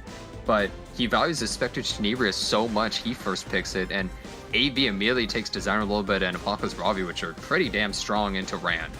But the thing is that he doesn't even actually play Rand. Like, Jenna, and even G-Clip, I'm kind of curious how often he picks it. This is exactly I'm looking that up right now. We can see. We don't expect it, and neither does his opponent, so maybe he has something up his sleeve that we don't know, and maybe that's how he won against his first opponent, too, is he... And the flex into Mediator or into ML. Crazy thought. Bruiser Rand. What? I just, it's very odd. His draft is really odd. Kukurbat it seems all over the run place. only 25 times and not that great of a win rate, 55%. So let's see. It's like he has a little bit of everything. He has a strong carry, he has a cleave unit, he's a full tank unit, and then he's a control unit. But AB has the 2 best cleansers. Yeah. I wonder if he's able to do this. Kukurbat's solo, his last pick has to be a DPS, but whatever this unit It's no is, choice. has to be like out of its mind. It has to be something that can hard carry, but also doesn't die. Like, he can't pick something like Landy here, for Yeah, it instance. can't be Landy. Yep. I know. Unless he's just willing to take it into Belian, but Surrender. okay. Landy. I think Is he he just has to gonna ban ban Amalolius then? Amalolius. I think he has Yeah. no choice, which means he's fighting Belian no matter what. Oh wow. my. Wait, And what, Makar- maybe it's a Karek being really banned, FCC tanky ban. counter Landy. It could be a tanky counter Landy. Those kinds of Landies are able to, they don't get knocked out of stealth by guiding light, and they're actually able to survive a little bit. We will see. Yeah, Ron it's does visible. start. It Is a tank ran though. It is Look a at that counter Landy. 13.3K. Yeah, and a 14,000 health Ran that also outspeeds Amalolius. By 7%. Yeah. That's big. Very, very different. Does that mean it doesn't do any damage if it's that fast and tanky? Something of note though is that AB here doesn't really typically rely on very fast units in general. Like I think he was one of the players that actually has a fairly slow conquer Lilius in general. But the music box on, I guess that actually doesn't really help. In fact, but I don't know if that 14,000 health is going to protect him here. Oh, but it actually does. But maybe I guess it doesn't matter once the They Dill of it takes a survive, turn. but I don't think he's getting another turn. Yeah. And the balance is on. Okay, Sweep's good. so the counter. well, there's Oh, that's so much and damage. also that counter was huge damage on Spectre Tenebria and the Landy, even taking a nice chunk away. I don't know if he can really survive this Belian's onslaught. Seems not like to AB has a mention lot more balanced draft. Designer Lulabet has not procced yet, but she's about to. And also, he doesn't have any cleanse. Is this just going to immediately push him back and provoke him? If it Yeah, does, and the I don't provoke think is it's huge too, and Yeah. Landy is just, I think he's just dead to rights right there. and the cleanse Because is the Lulabet gets cleanse off, turned. and She has It's vigor just- and defense buff. It's just a million damage right here. oh my god, and yeah, there goes the Then it's Stene, gone. and Landy. there goes the. I think that Aether Bulge's draft, AB's draft, I apologize, was just so strong right here. AB takes Kukurbat out in round 1. He That is actually, I think he just locked him in the draft. It felt like Kukurbat just had nothing he could do. Something to keep in mind too is that I don't know if you guys caught it, but that was actually a counter Bellion, not an injury Bellion, which I think against most cleaver teams, I think you would probably expect to see injury, right? Like you don't really expect the counter Bellion to come out, but I guess he still made it work, and I don't think most people can afford to have a second Bellion or anything like that. But we'll see. The Amalolius. I don't know if the Amalolius was quite as I mean, I guess the vigor buff was pretty important, but I mean, I the think that Amalolius Bellion. worked totally fine with vigor. Ran was basically just a glorified cleanse. I think AV's draft just completely locked out Kukurbat, and there was nothing he could do. Oh yeah, I just meant in terms of the MVP, because I mean, I if see. you look at that Bellion, oh my goodness. Well, if you think that- about it, she amplified the rest of the whole team with vigor, so Yeah, to it's do kinda more like damage. she did all that. True. Any But here we damage go. their allies do, she did. Let's see how Game two, Kukurbat Jenna. responds this time. Game number 2, 3 bans. 2 more will be added on top of Hwayoung and I have to Sermia.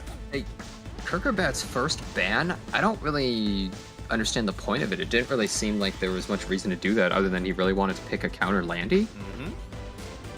Yeah. I feel as though he maybe should have just prioritized something like the Amalolius, and then he wouldn't have had to pick the Ran. I think he may have hurt himself a bit there. He bans the Sid. Wait, is he Ban, going? Bellion ban. Is he going first turn again? Is he trying to pick Ran again? That's a Pavel hover, but this time around the APOC, the Amalolius is still up and available. Oh, but it's actually the Ran. AB picking up Ran on the left. Wow. Wait a second. They swap it all around. And one big problem here is if AB actually does go for a more fast team, Spectre Tenebria is just fodder. No, actually, I know it. I know that's how it would normally appear, Jenna. But as someone that has tried to cleave Kukurbat a few times, that does not come down easy. That is a Blind fairly did half her health bar in one hit. True. It's just, well, to be fair though, if you look at this this Politis, the Politis. Wait, actually, Going for it. He's committing. he's even into the Angel of Light and the Politis. That's really, that's Yeah, this is a little interesting. Iseria. scary. I'm not quite sure what he's going to go for next. He has to have some other AoE on his team. He's either going to pick here or as the next one, but The problem is that the Dilibit. Actually, that's what I was gonna say. If he doesn't take the Dilibit here, Kukurbat's surely going to take it away, right? his team may look very odd, but I think he might have the damage and survivability to push it through. LQC, as if he expected the Dilibet to come out. What will his last pick be, though, on the left side? I think if Kukurbat isn't careful, I think he's about to. Elena. Ooh, And the Fairy Tale. Elena, I don't know how much resistance it has, but it could actually work pretty well here. Fairy Tale Tenebria, a traditionally very high effectiveness unit here, though. I'm kind of curious if it'll have enough effect resist actually to resist it, but I'm thinking maybe this is a Politis ban actually from AB, perhaps. Let's see the post bans, and the bans are yep. Ooh, the but fifth the picks. Elena actually. We don't know how AB built his Fairy Tale Tenebria, but it may have actually been able to just debuff that Elena anyways. And let's see round 2 between AB and Kukurbat. Oh my god, I was actually, going for it. Jenna. Oh well, I guess it doesn't matter anymore. But I was gonna say, with the speed tuning, if he wanted to, he could have just waited. Oh my god, and the RNL Is oh wow! Wait a second. Oh my god. Well, I guess maybe it doesn't matter that much because it's gonna get cleansed. He gets the unless he RNL'd again. But actually, He only lands one bomb, and unless he dual attacks here, this Politis is gonna do a lot of damage this Summertime Viseria.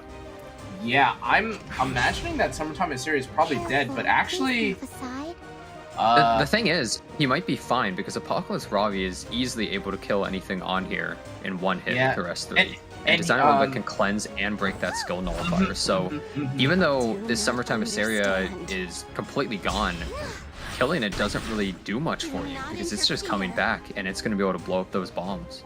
Well, bomb. yeah, and Dilibit, I mean, Dilibit's just gonna take the turn, I think, no matter what. And this actually looks really scary for Kukurbat. I think he actually might just be dead. Yeah. I think that AB's draft, even though it looks so odd and unconventional, and it looks like, oh man, you're instantly going to get punished, I think that it's set up in a way where even if you do kill this stuff, Apocalypse Ravi being just on board means anything you do is completely useless. And Immediately it's just going to bomb it. No bomb. Wait, that was not a resistance. It's a non-maxed. It's a free-to-play artifact. That is a free-to-play artifact right there. The thing is, I don't think it really matters because it's still defensive. Oh my. And right. Still a lot of Summer damage. Terror did so much damage to even the LQC, and then Designer Lobo was next, so it didn't really matter, and he just kind of leaves That's just Kukurbat it. with this odd team. AB, second match. The Is- Designer Lobo was a really good pick. Yeah, that was a great steal on 4. That is it. Yeah, Seria comes back alive with a Ravi, and AB takes a second win against Kukurbat. Kukurbat will be dropped. And that's another 2-0. Yeah. Wow. I think that he kind of just outdrafted in both matches, and I think that's one of the strengths of AB is he's really, really good at drafting and seeing things that a lot of other people wouldn't see. For instance, just as soon as they picked Politis and Angel of Light, a lot of people would say, okay, I don't want to cleave this. I'm going to go into a more standard draft. AB just says, nope, that's totally fine. I'm going to pick like this. It doesn't even matter. You don't see it, but I do. And we saw what happened. He was willing to sacrifice, some of his units because he knows he's going to win with what he has anyways. And AB, I think, hard outdrafted him, but I do think Kukurbat could still beat him in a fight. Too bad. And that's what really matters. All right. That's what really matters. So best of 4 will be Jintae versus AB. A very exciting match coming up soon. Yeah.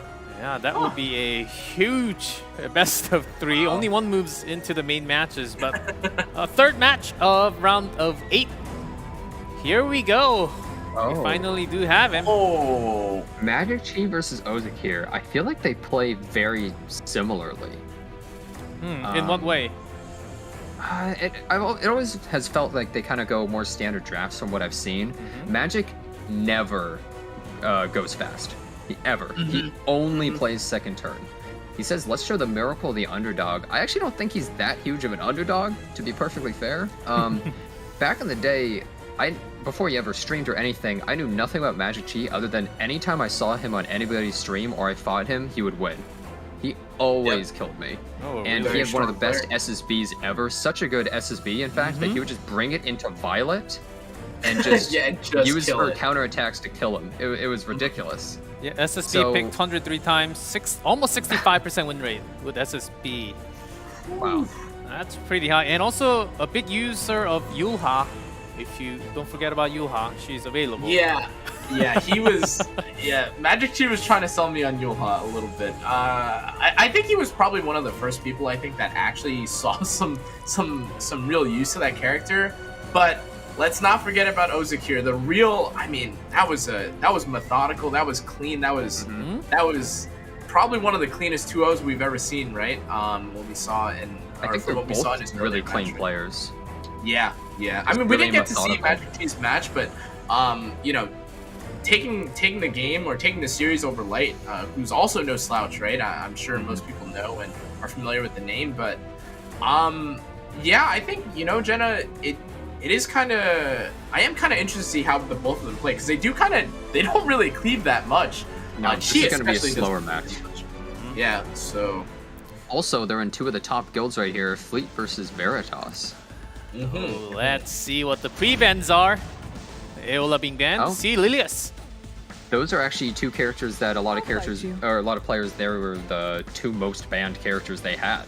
So both of those immediately getting taken out for them. Ozakir actually just didn't care about Angel of Light at all in his matches, as we saw. His Amelia and his maid Chloe just didn't matter at all to him.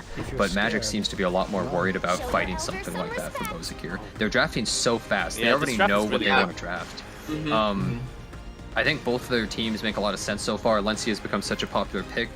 Defense buff for the team is great. Stripping buffs is great. Makes it so... Battle's been paused. We went too fast, so let's pause it for a second. So we have some time to talk about this draft, okay? Yeah, we have to slow down a little.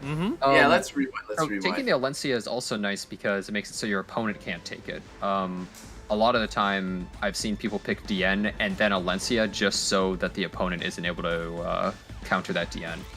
Yeah, and the Hua-Young DN or the Hua-Young Alencia combo really does kind of box out most of the traditional picks that you'd want to see. As you mentioned, the DN, right? But even like Landy, who I think has traditionally been fairly okay into the Hua-Young pick, also kind of threatens. I mean, like Hand Guy. I mean, or the Mediator Cowrick. You know, the Hua-Young and the Alencia both do really well into Mediator, but he did take it this time. I think Ozakir this time around is probably going to have to play more aggressive from what we saw, though. Amelia APOC into Meteor Cowrick, Hua-Young, and Alencia for the people that I guess don't see it because now we're on the other page, but I guess we'll see. Yep, and both players, MagicQi and Ozakir are both playing a lot of Shu. Compared to Shu being 4th most pick for Ozakir. And Shu being 6th most pick, if I'm correct, for MagicQi. So, Shu has become a really popular unit recently. I think she's starting to get picked up more and more and more. Alencia, we've seen so much in the tournament, and sometimes she's done pretty poorly, but overall, I think a lot of people are using her on the ladder as well. Become a really strong character. Shu is getting more popular. The more I see her, the more I'm kind of scared of that unit. She can just steal games away from you. You think you're totally fine. Yeah, we've and seen then you one. attack somebody, and she S1s into an S2 and just kills you, and you're like, oh, okay, well, I guess Sorry I attacked. Sorry Well, I played yeah. the game. Yeah, And there goes your she can Soul just pop Weaver off here. completely. And she's also similar to Alencia that she gives defensive ability to the team with the S3. Both of the units have had a really huge showing recently just on the ladder, and in this tournament we've been seeing more and more of them as it's gone on. Yeah, just to let you guys know what's happening. One of the players seems like we have a short disconnection. So the pause is think being they're unpaused. Coming back. As I see on the screen right now, we should be going in. Right, there we go. So the draft was going fine. It was just a slight issue with the connection. We're back. Yeah. Yeah, fortunately they're able to come back. Maybe they went through a tunnel playing on the train, who knows? And that's what I was thinking, right? Like the more fast aggressive team, right? Oh, Ozakir's going for a really aggressive team. Okay, I haven't really seen him draft like this too often, but it makes sense that he would have something like this built and ready. Ooh, so Armin is a really interesting character in that you can build her a couple different ways. She can actually be an amazing anti-cleave character if you build her with like 3,000 defense and a ton of crit damage. I've seen them just destroy cleave teams, namely my own. Too. But she could also be built like just a tanky knight here because she does give damage reduction from single target attacks. Maybe this Hua Young is so tanky that with the Armin, Operator Sigrid wouldn't be able to kill it too easily, but I don't know if that's possible. So I do have to remind you guys that this is probably one of Global's best mid-speed DPS player owners or like gear owners in the entire game. I'm almost positive that Here we go wait for a the first second. time. Wait a minute. And you A Guild War unit herself coming out with Hua Young on the same team. This is really interesting. He's going to use this to... Okay, so he's going so tanky right here, and he's trying to get a bunch of damage reduction from both of his picks. No matter what you ban, he's getting damage reduction. And I think he's using this to maybe be an alternate way of taking out Apocalypse Robbie or something. Strezz. Wow. Okay, this is a much different match. Some of the units being picked here, you don't really see all that often. They're prioritizing very different picks. Might just end up banning the final picks. Who knows? It's possible. That would be really sad to see, actually, both of them get banned. The thing is, though, is that the Yulha is definitely the Aureus, I would have to imagine. And I would imagine that Armin's probably damaged. Yulha goes So through. it takes out the Operator Sigrid, and is this Yulha just dead, though? I don't think... Wait a second. Does that mean Strezz is dead, too, though? Because it's similarly to Terranor Royal Guard, if Strezz would S3 him, even with the invulnerability, he would just poof out of existence. It's totally possible that if he has attack buff and he has 3s, he just dies. He might do so much damage, right? Oh wait, it's only single target actually on her passive, I think. Oh, let's see. Closer Charles starting round 1. Never mind, he's safe, I think. This is going to be a really, really scary string. There's the counter. Oh. I'm kind of surprised it missed and did that much damage. Yeah, and Charles the one more time. This is a dead Yulha. This looks really scary for MagicQi here. I think There's this destroyer. Oh man. Yeah, my God, he's just there getting she played. goes. Charles gets his second turn. Yulha really just didn't do anything at all. Oh, and Shepard and wow! Oh my God, that is a lot. I know most people tend to see like Closer Charles as just like a high damage dealer, or just like an attack buffer. But that was a lot of damage actually on an Alencia, no less. Jesus Christ. But yeah, maybe Yulha should stay in Guild War actually. Yeah. I don't want to fight. The thing is, he just got such an early advantage right here. The Strezz is still invulnerable. The Apocalypse Robbie can't really die that easily at all. I don't think it's possible. So I think Ozakir just went too fast for Magic in this match. I think Closer Charles is probably going to die here from the Uberius. Barely survives, but the Alencia S3 anyways. The thing is, since this Apocalypse Robbie can't die, he's just going to work him down and be able to revive Closer Charles anyways. Yeah, and the S3 was still up 2. Next turn has S2. The Strezz might be dead here, though. I think Strezz is probably dead here if I had to guess. Yeah, but... if he gets a Soul Burn especially, I think that Strezz will be taken out. Which could be really good for Magic if he's able to just slowly make the unit that gets revived be completely random. Maybe it won't be in his favor. So the question here is if it's on the damage EE or if it's on the healing on S1 EE, right? Oh, it's the heal. Oh, that's a little bit of a problem, actually. I think for Ozakir, The thing is, though. even with defense buff, can this survive 3 units being dead? I don't think so. Not, right? Oh my god, yeah, and There's no there he mitigation is. like Aureus, so Strezz comes back and says no more buffs. He can only take off 2, but... Wait, Jenna, I think Ozakir's actually on a timer, though. Yeah, wait, Magic might be fine here No. because Hwa-Young does beat Apollo's Ravi and Down he has to an 2-2. attack buff in 3 turns. Yeah, I mean, there is an attack buff for the... Who can cycle faster? I think he might just have to go all... Ooh, he's going for the Mediator Cowrick. I was kind of curious if he was going to maybe try and get Amelia to cycle up where he would be in a position to soul burn on attack buff onto Hwa-Young, but it looks like he's electing to go for the Mediator Cowrick instead. Yeah, I mean, the thing is, Hwa-Young is a one-man army, and so is Apocalypse Ravi, but in a one-on-one fight, Hwa-Young does so much damage on her skill 3, which he has up, but he has to save for that attack buff to be able to possibly take her Amelia out. Amelia has attack buff, but Hwa-Young has... Wait, did Hwa-Young have S3 up? I think Hwa-Young had S3 up at that time, but... Is it one more? Oh, I think on this next He turn... has the soul burn, Gets a which attack is buff. He's killing Mediator here. Yeah, Yeah, he's able to and- finish off Mediator Cleric, Ooh, and but I think without the attack unfortunately- buff. I don't know if Hwa-Young is able to survive a full, especially an attack buff this late into the game.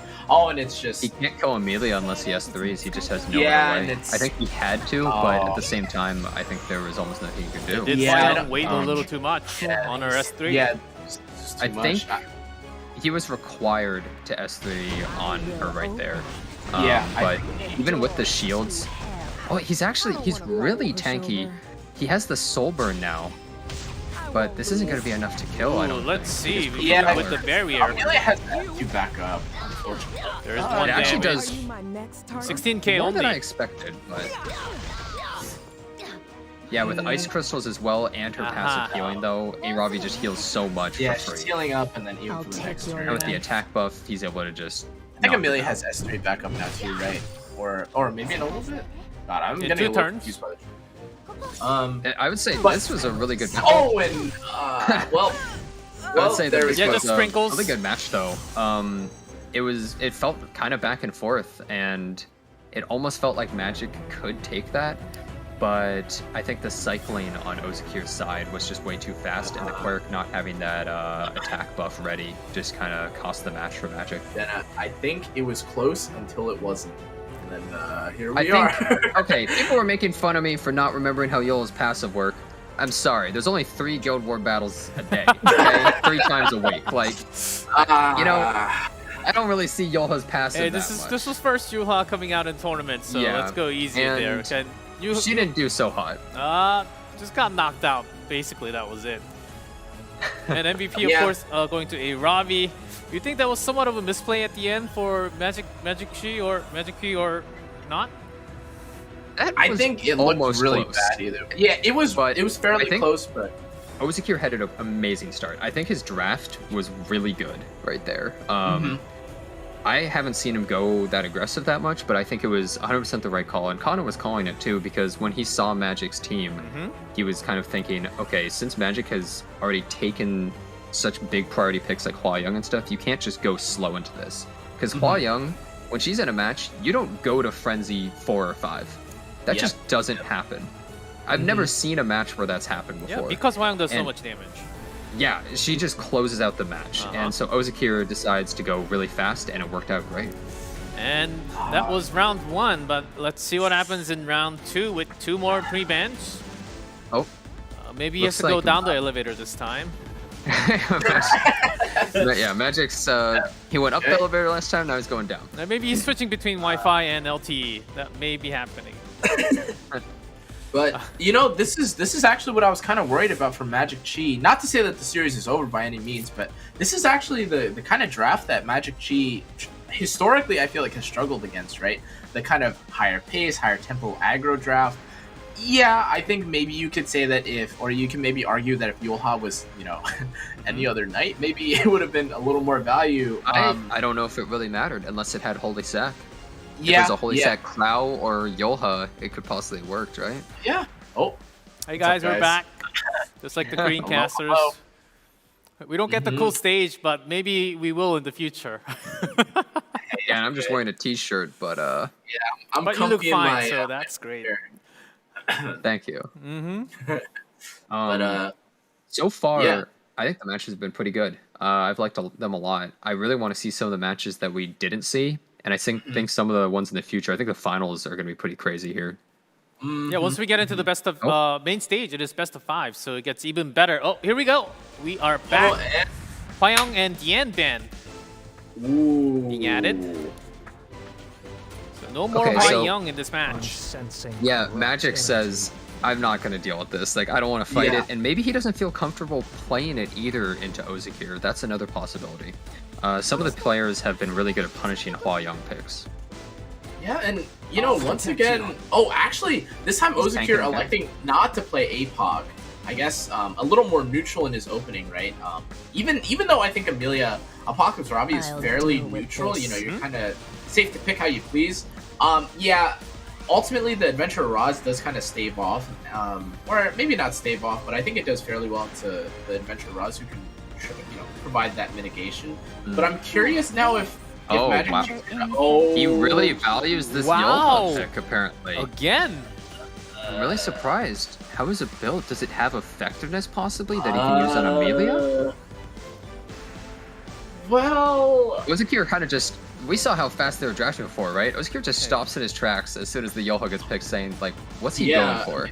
What's happening? Like, does he know something I don't? Am I being trapped right now? Was picked 84 times, 58% win rate, so not too bad. Huh. Only picked when needed. Interesting. I mean, we saw it though last game, Jenna, right? It was just an Aureus holder. I mean, that's really kind of interesting. I don't know how much I really. I mean, we saw this from the Korea side in their qualifiers. I really don't like Amelia and LQC into the Mediator Coward so early. I think he's but not just trying to rush him down. I think he's also... He can play a slow match like that. Okay, never mind. He's trying to... never mind. Let's... Slightly Oh, faster. I wonder what the last pick is going to be. Possibly a very wavy-haired final boss? The Planet Destroyer? Yes. There's a possibility of that. Yeah, I think. Maybe Magic I don't can know. pro spam a different unit this time. Yeah. There's Bellion.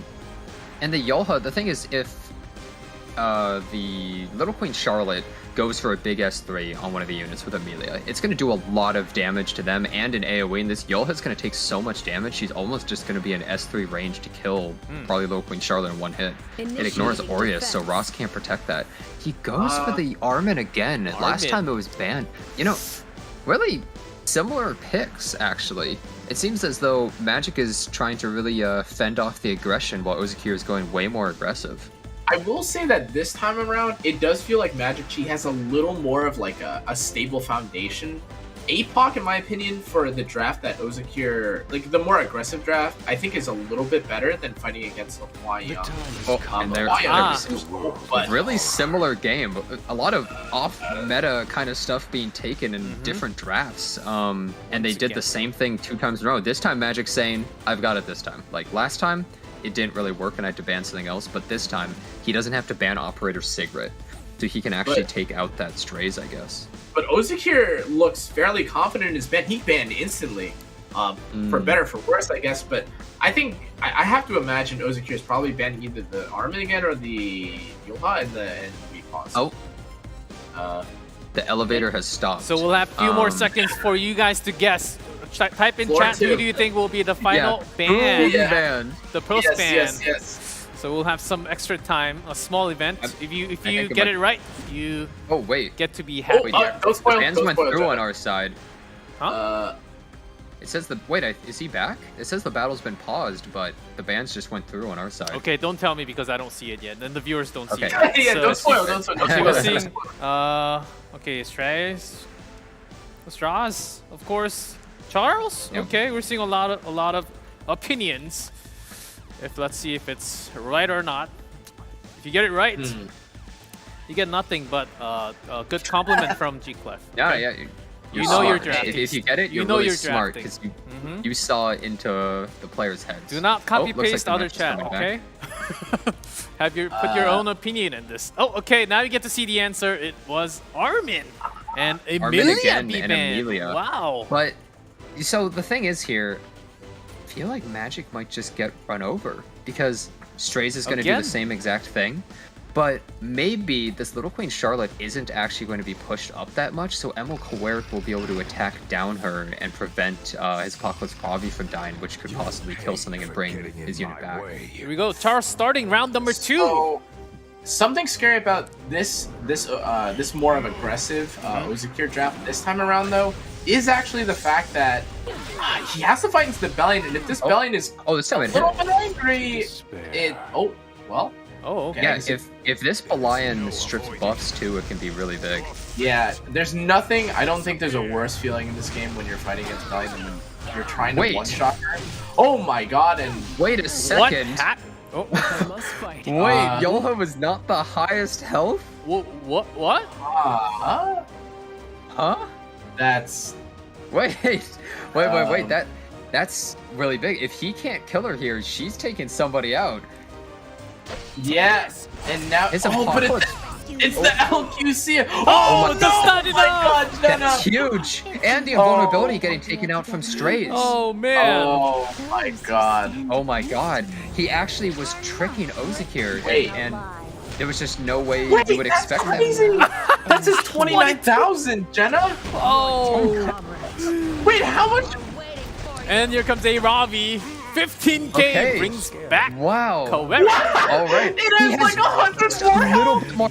Emilia Band he was the right perfectly choice. fused the two to trick him. Oh my god. 300 IQ play here. That was so good. That was so good. You used to be able to bait people with some of that kind of stuff, but you would, looking at this team, it's not an obvious bait at all. You would not ever think that Emil Quirk would have more health than the Yoha, really. Oh my Yoha goodness. has insanely, like, it's always insanely tanky, and you build her kind of like Fallen Cecilia with the amount of health that she normally gets, but Yeah. he tuned it to where Quirk would die, and she just barely doesn't take enough that she pushes up, gets the shield, and is ready to instantly kill. That was really good.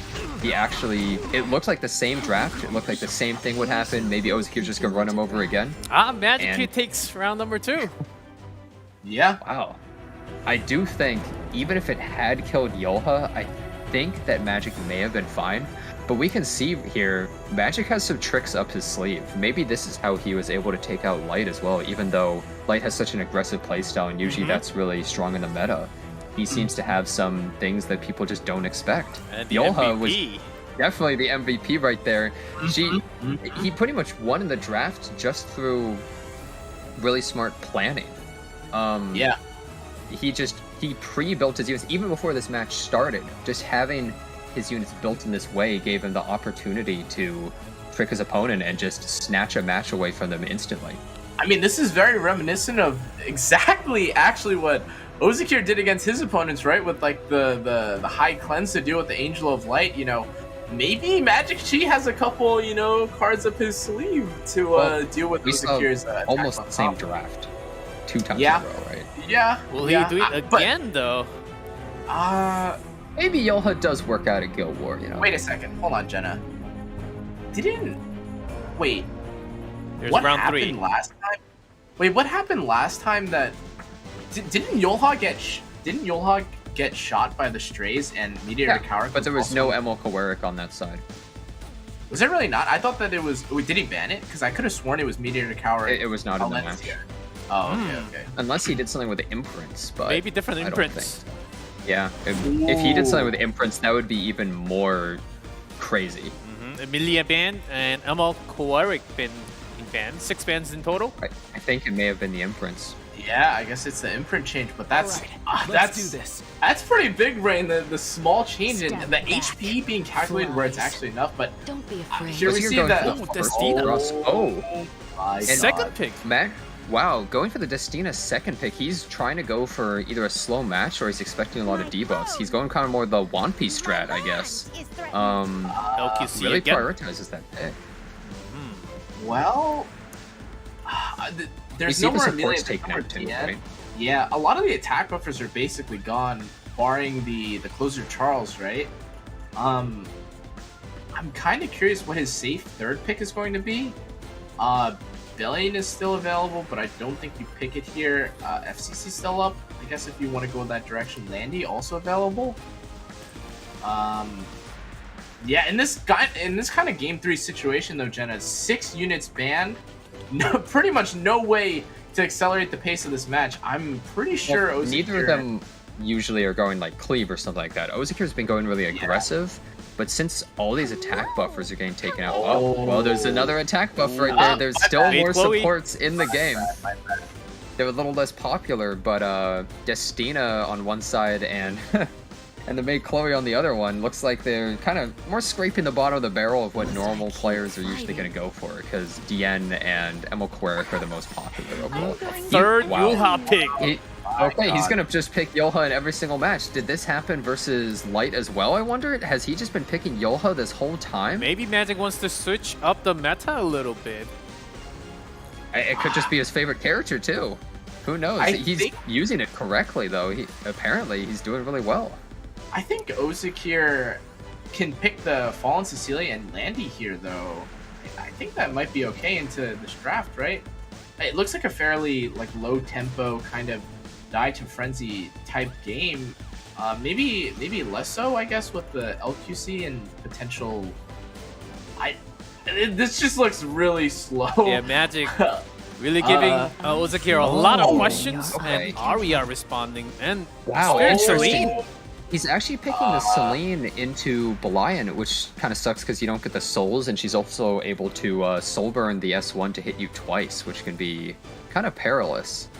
I find that one interesting. Also, we don't know about what if the invisibility just gets stripped or something by Belian as well? It feels like Belian's a huge liability here. Rimuru. Oh, the Rimuru. I think that's the instant ban. It has to be. I think Magic plays traditionally a very bulky proof of valor Reamer is what he used to do a long time ago. I would assume he still has a very tanky one as well. Oh my LQC and ban. Sharp and Reamer. Wow. I don't know how I feel about Arya into this team anymore, Jenna. It looks like energy here. Bellion it kind of feels like Bellion is just going to kind of take over the match, or it can take over the match, right? With enough counters, dual attacks, knocks people out of stealth with Arya. Oh, but actually, maybe the Bellion isn't going to be able to strip this team, because these are all kind of high ER units. That might be correct. The winner does move up to round of 4. That was the first Rimuru pick, I believe, the entire tournament, by the way. Really? In any region, I think. I don't think we really saw any Rimurus. He has just not been a popular pick at all.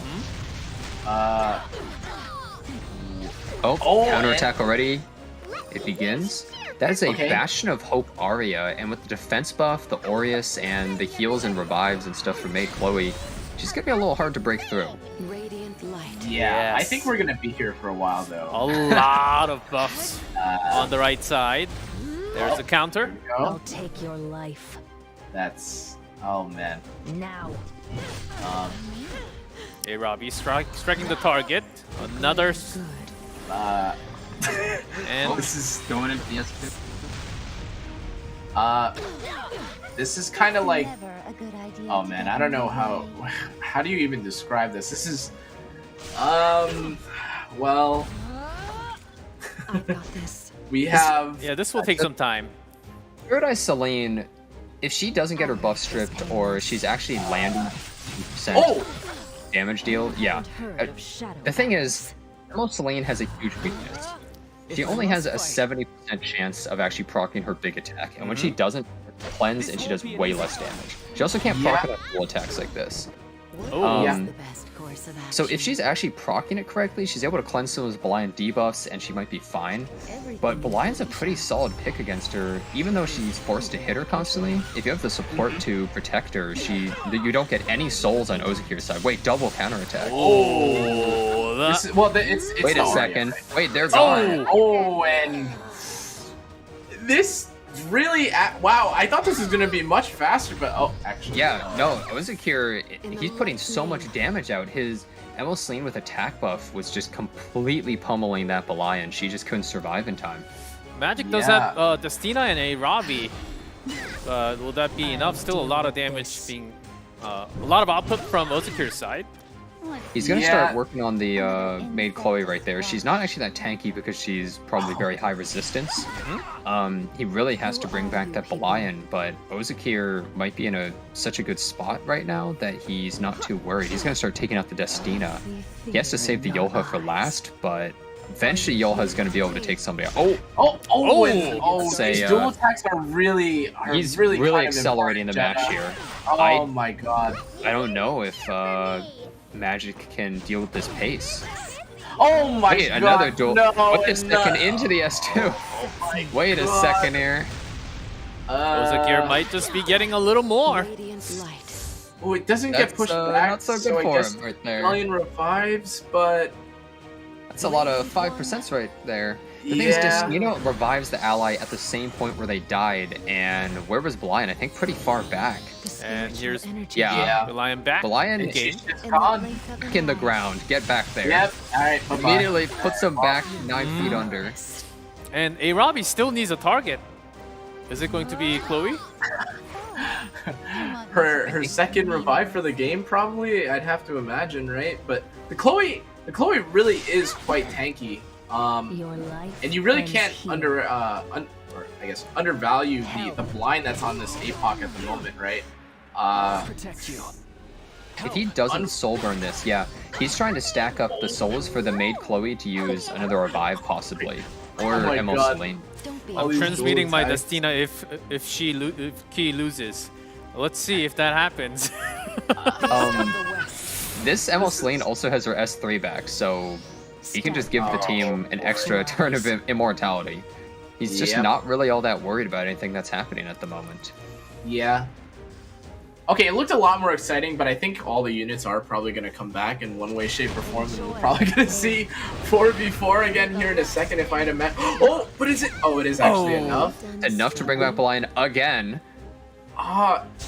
He's going to go for the soul burn just to make it so that he can push some damage, but Celine's going to bring back Mei Chloe, and he has the souls to soul burn Mei Chloe into an S3 to cleanse the team and buff them again with revive buff. Yes. So that's the thing about Celine. If you leave her alone, you can get so much more out of her. Oh wait, she's on Sword of Winter and Shadow as well. She just took 10 souls, or 15 at max if it's plus 30 from Magic right there. I'll be with you.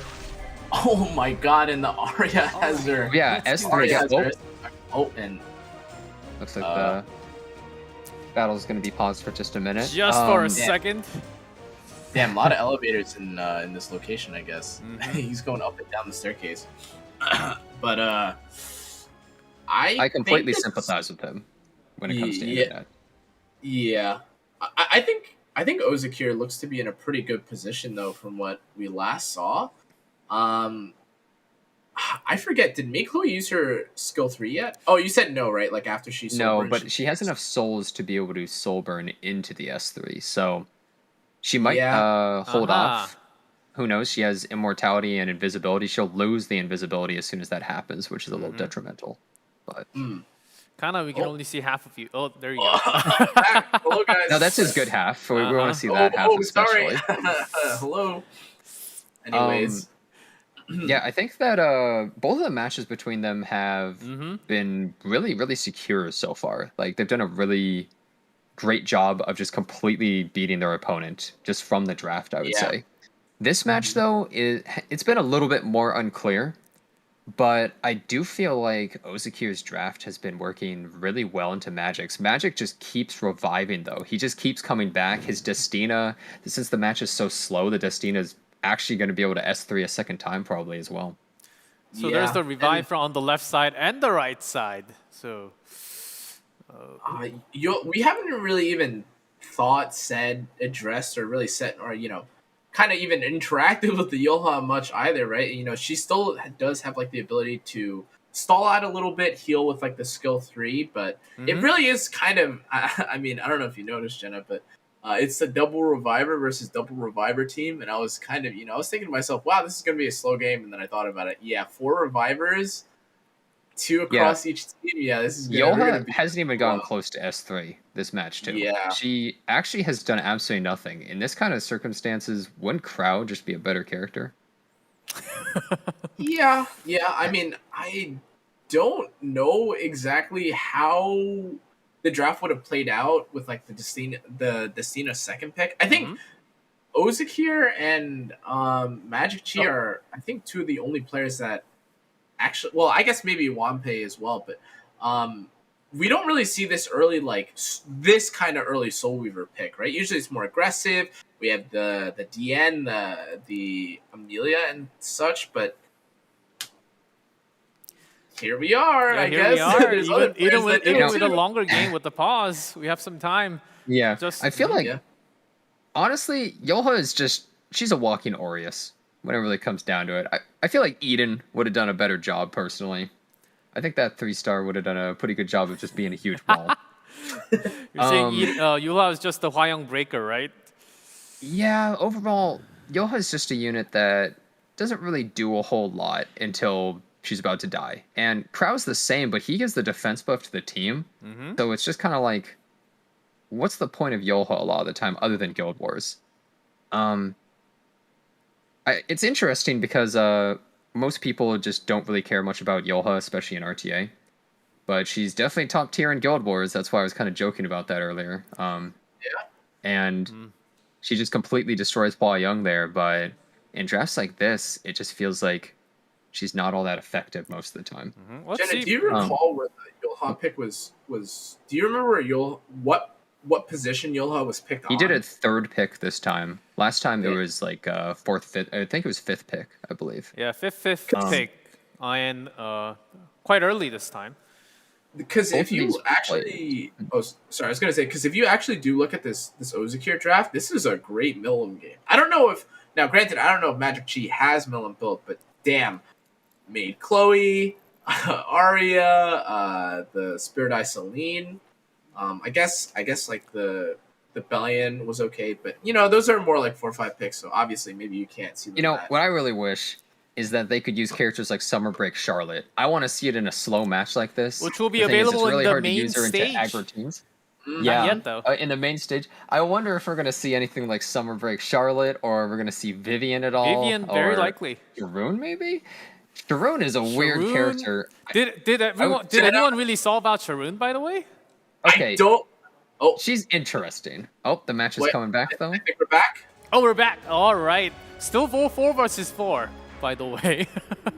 Frenzy's stacking a little. Somehow we're only at Frenzy 3, even though it feels like we're at Frenzy 15. Yeah, because we had counter versus counter, revive, counter. We had lots of turns. The Lion is dying so much, and she just keeps coming back. Yep. Oh. Ooh, but this time another counter. Slowly working down Ozakir's team here. Look at that maid Chloe. Look at that minuscule shield. She's at 1 health. I mean, she does have the revive, right? And it's ER, so she's probably not getting stripped. Yoha going great. Just to finish off the Arya here. Yeah.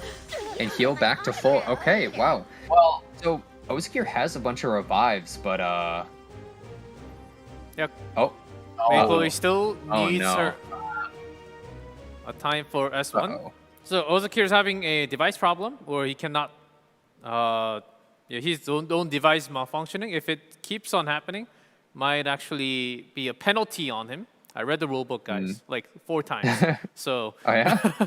What happened? And for the disconnection, I believe we give maximum of 10 minutes. If it goes past 10 minutes, round loss. So, and it will be a horrifying situation if we actually get there because it's 1-1. Yeah, it's so close too, and it really does look at this current moment. It did kind of feel like Ozakir sided, right? Yeah. It's funny that they have the 10-minute penalty to come back or whatever, but do you remember when they added the timer between people's turns where, let's say, you take your turn and the player's like kind of lagging, it'll say waiting for the next turn? I remember before they added that, some people would take their turn and they would lag so hard in their animation that by the time the animation ended on their screen, it was already, they lost their next turn. Oh, waiting for opponents, waiting for the opponent's animation to be played. Yes. Yeah. I remember there was a very certain streamer that would S2 on Flitica, and then their S3 would just be random. Every single time. They just couldn't, they could never choose the target. The 10-minute timer is definitely nice. It would also be nice if they added that into the World Cup mode. Maybe not 10 minutes, though. It's a long time. But sometimes players just lag so hard and you have to wait so long for them. It could be a real pain. Yeah. Hopefully Magic comes back soon.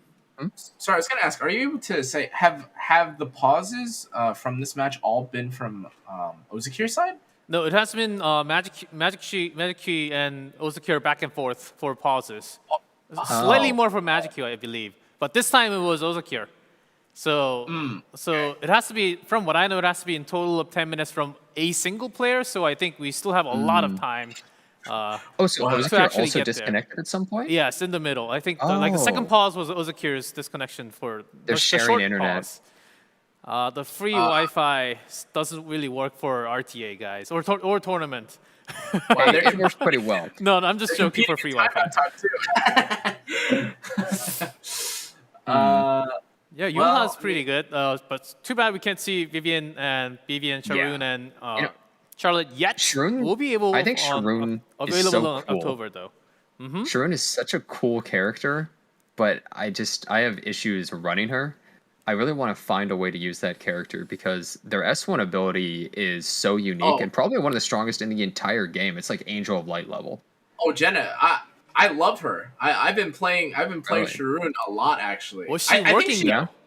How's that? Yeah, she was. No, I'm serious. So you didn't just want to pick a salesman here. No, even though I do have Alencia built, I actually found a lot, like especially if you're fighting against Apocalypse Robbie, that S1 you said that's super broken is actually super strong because you're like kind of stringing along the Apocalypse Robbie who keeps wanting to skill 3 and you're like, oh, this unit's about to die, skill 3, and then it's like, oh, Venom reset. Again, skill 3. How much were you paid to sell this character? $0, of course. I think she's pretty good. I picked her though. I got her. I picked her up. So maybe if you guys can find a way, I'll be looking into future streams. I hope she's good. Actually, it's just I haven't really seen much evidence of it. Jenna, can I ask, when you ran Sharoon, were you using her artifact on her? I was not. Her artifact is actually deceptively good on her because you know how like a mediator. I didn't get it because I got her in the first 10 pulls, so I didn't really have much chance because. That's somewhat lucky. But the thing is that if you read the artifact, something that's kind of interesting about it is that it pushes up the highest attack unit with her like on basic attack, right? So the thing is that how like a unit like Mediator Cowrick kind of gains some value sometimes from skill 1ing and pushing up, and then like I've had games, Jenna, where I pair the Sharoon with Spectre Tenebria, I push up, and then it's kind of like Mediator Cowrick S1, and you silver and S1 S3, and the game's over. Jenna, now I'm thinking Kana must have got some kind of Archie plushie or something. No. Listen. No. Do you make like a percentage, or is it like a flat amount? No. And I didn't have my mouse pad, Jenna. What do you mean? Trying to say she's like Emil Kowarick? Come on. No.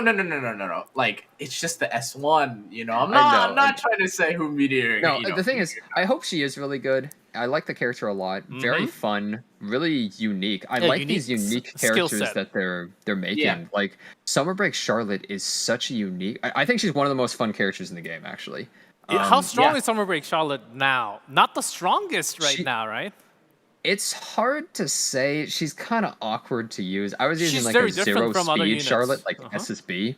But sometimes you just have like the coolest plays where you get her passive or something, and so she has the guaranteed dual attack, but then she's almost to the next guaranteed dual attack. So you S1, she dual attacks, then she gets another, and then you dual attack again, and she's just getting pushed up, and then you execute somebody with the S3. Really cool.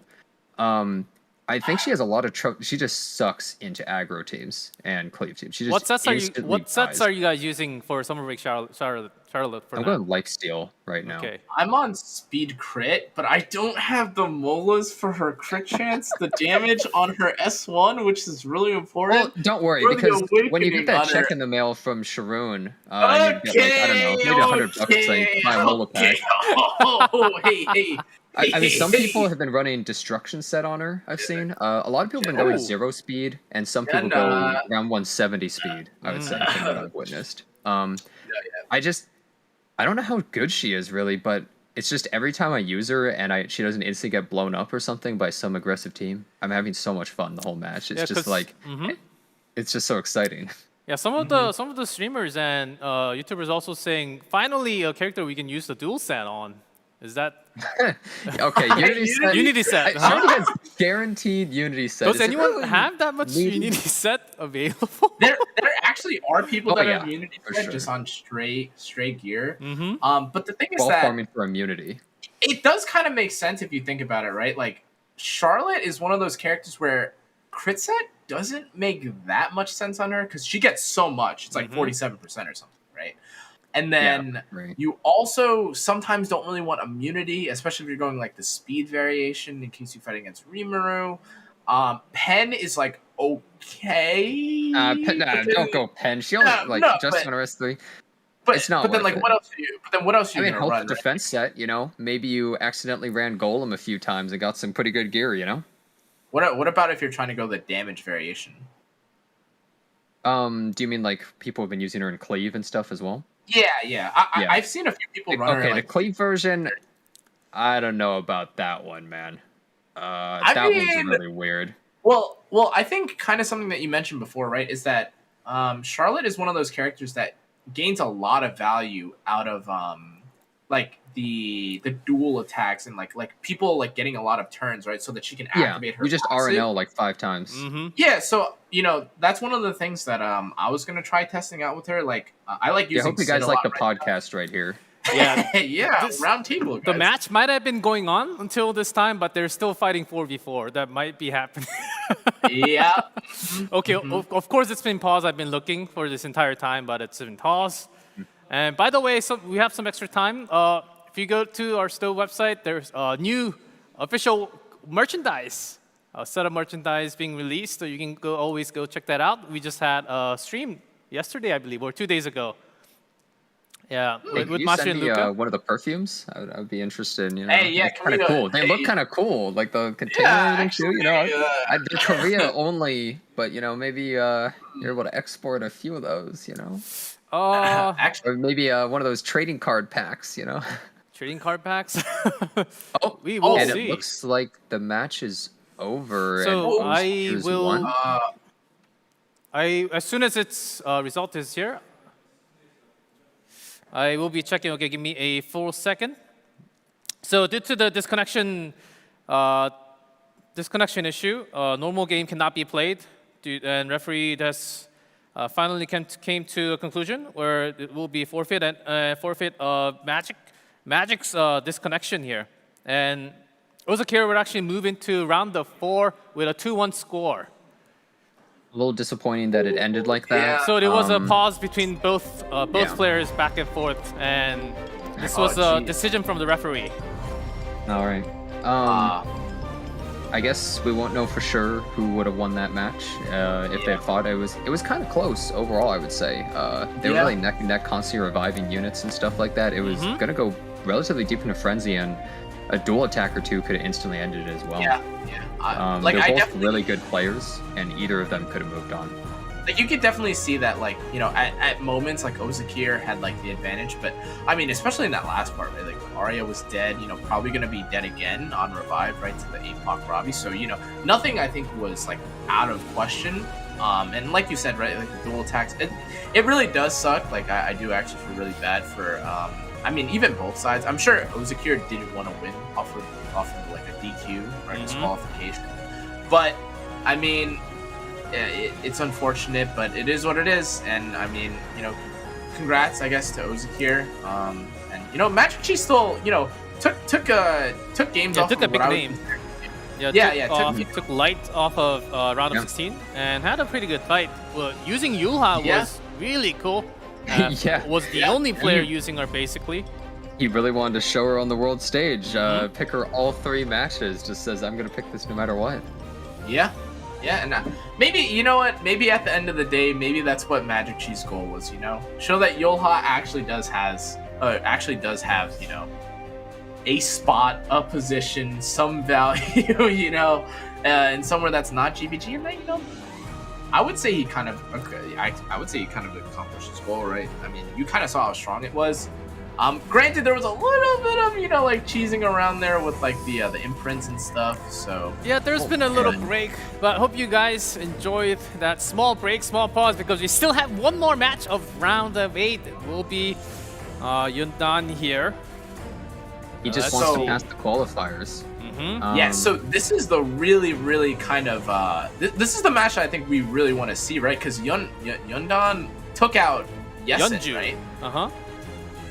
YunDuan took down no, Yeonju. take out Yeonju. Oh, sorry, Yeonju. Yeah, it was Yeonju. Yeah. Yeonju is really strong. Yeonju lost 0-2. Yeah, and I don't know a lot about this player, so I'm unsure what he does. Maybe he's just a really strong, consistent player, or maybe he uses some cool tricks too. It's really unexpected. Well, he says he loves speed-X if it's available, if it's possible. Let's see if you're going to see some rans. I think his opponent also likes to do that, from what I've seen. And here's his opponent, Strezz. Very strong opponent. He went really hard into oh yeah, there's the cleave. He really likes cleave, aggro, just anything fast. The sight of me will make you stressed. Wow. Oh my god. I like that little tagline right there. Yeah, well, that's kind of cute. Okay, but I mean, okay, all right, guys. I know normally you guys may say, Connor, you're looking too much into the different ways someone can force a cleave here. Okay, this is it, okay? This Strezz guy, this cleaver through and through. This is my expertise. This Ran Pavel APOC played this probably 4,000 games. You see the belly into the FCC ban. Pretty common, but Strezz rank 1 right now. He's rank 1. Unranked. He was really trying to train for the matchup. Current RTA number 1. That's Strezz. Yeah. And Bellion end. Oh, Blian and Pavel being taken out. Strezz is fast, and he's pretty good at cleave. I've definitely seen him a bunch on the ladder, and he doesn't mess around with cleave. He's really fast, too. I don't like fighting him at all. He goes to the Emo Lilius, which is one of those really good picks where it's kind of ambiguous what you can do with it. A lot of openers available. Yeah. I don't know if YunDuan even wants to go for some sort of fast opener, because he's ready to race. Strezz might just go for like a Sid and Silk. Yep. We have the race become really on. popular versus Ran. I don't think that you can really race this that easily anymore once that happens. Yeah, YunDuan immediately. It's almost like he wanted Strezz to pick those so that he could pivot into a tanky draft, but is he able to survive this? Yeah, so that's the thing too, right? Like, I know a lot of people see the Wanderer Silk and the Sid, and they see it as a response to the Ran, but actually the difference between when I think most people pick the Green Sid and the Wanderer Silk is that they usually have the APOC either banned, taken away, or on their side, because now you see what YunDuan is taking, right? Like, he's bulky as hell now. Dill a bit, and it's going to be really hard to kind of kill this team. And oh my god, he's just going for it. It's just they're actually picking really fast too. Overall, they're pretty sure of what they want to go for in this match. Strezz, he just goes for the full-on cleave. But my god, Sid and Silk is really good into racing and squisher teams, but I don't know how much damage they're going to be able to do here. The Bale is a great last pick. I think YunDuan may have been trying to bait out the Silk Sid specifically with this Ran. Let's see the post spans. The first match. Don't think Strezz has enough damage to break through this team. This looks kind of looks like a wrap. I mean, this is if I really were scary. Is the Ida going to be taken out or something? Or I what do you think don't will be even banned? know if he needs to. I think maybe he could get rid of the Politis. Oh, actually, it's the Sid. He takes out the Sid, and FCC getting taken out makes a lot of sense, but at the same time, can he really deal with this? Takes up some speed and some defense on the left side. Interesting. And here we go with the first round between YunDuan and Strezz. So actually only 2% behind with the Ran. Right? Yeah, but there's an imprint, but it's only 2% behind still. Pretty fast Ran right there compared to Emma Lilius for sure. The thing is, he has to push back Designer a little bit here, otherwise she gets the turn. Well, I don't think she does actually because of the Politis. Oh yeah, Politis, you're right. I still don't think this is enough damage though to get through this team. Like, Someone could die. this looks really Bale is sketchy. really scary to fight. The Designer a little bit, he can't control that thing. He just doesn't have a lot of damage. But she takes the turn away. Oh my God! Wait, actually, if he could S3 the Sage Ball and it would strip. Oh, I don't know. No, if that's Designer a little bit will get the turn right after though. And I don't think so. Does she? I don't think that's. Does she? Oh, she does actually. Oh, actually, but Politis. she doesn't cut. Oh, Politis actually cut. Never mind. With the push-up from Ito was enough. both 100%, but Politis getting slightly on the edge. Does he get enough souls after the first S1, I wonder? Oh, no, not quite. He's not actually able to finish this off, I don't think, but he's about to hit like a truck, just overall to the entire team. If this Sage Bale survives... that was his, I think that actually was his best play. Pray for a stun, right? But I just don't think it was enough. Or a dual attack, I guess. Yeah. Like, the team is still quite tanky, but... it's sober right after that, because wow. That was okay. He actually did YunDuan did a really good job. He just survived it, kind of like you said. I think his draft worked really well. He took the Ran. This is just speculation, but I think he took the Ran so Strezz couldn't pick it because he didn't really want to fight it, and also it forced Strezz to pick specific kind of characters to try and race it. And that's kind of the problem, I think, right, Jenna, with leaving up. Like taking the APOC and the Rand, that's kind of what I was talking about. Like, when you have both on the board, like, there's certain players that will just force the APOC Rand into you, and now suddenly, like, a lot of these units, right, like, God forbid he had actually gotten outsped. I mean, that Ida, that Politis, probably dead, right? And then the thing is, too, and you saw it, too, YunDuan here didn't even have to cleave necessarily, right? He took Rand, APOC, 3 anti-cleave units, and pretty much took what I think most people would consider to be the strongest cleave opener away from, someone that wants to cleave. So, I mean, it is he did a what really it is, good job. I mean, we don't know a ton about YunDuan, at least personally, and he beat a really strong player, and Strezz is a really strong player, but YunDuan already took that first match away. It seems like YunDuan he's really prepared for this. Yeah, and certainly. Strezz is he's mostly just cleave, and YunDuan, if he's fully prepared just for exactly what Strezz is going to do, he might be able to take him out in a second. It looks like he's trying to force it again too, like this this higher tempo like aggro draft. Politis being banned is actually really big. Politis is a really big pick and cleave a lot of the time, but Sage Bell getting taken out, so that was one of the units he wanted to enable a little bit better by banning Politis, but okay, he's going into this again. Wait a second. Ran again. Is it going to be same It's a little bit response? familiar. We're going to see an FCC into something kind of tanky. This is not a maybe, rerun, guys. It is actually round 2. Wait a second, yeah. As long as I'm holding So the thing about there's no red dot. Yeah. Wow, this looks a little bit familiar. I know the Sage Ball is banned here, Jenna, right? But the one thing that kind of, I mean, assuming Strezz, it looks like he's trying to play a similar draft. The one thing that's really important to note about the Strezz draft is that while Politis is really good to anti-cleave and in-cleave, if there isn't Politis on the board, that really does leave a lot of the openers or the anti-cleave units that abuse CR manipulation or, you know, like CR pushing, it leaves them open. Like this Dilibit last time didn't cut because of the Politis, but now there's no more Politis, and even though there's an Acid or a Sage Ball, if Strezz decides to press S3, you know, he's kind of in trouble now, right? Hwayang was available. But will it fit on the team? The thing is also, what is YunDuan going to pick instead of the Sage Bale? It was such a good pick last time, but what does he want to go for now? There's no Politis on Strezz's side, so he has to take something different. Both of them have to pick one different character, even though the rest of their draft is the same. Spectre Tenebria.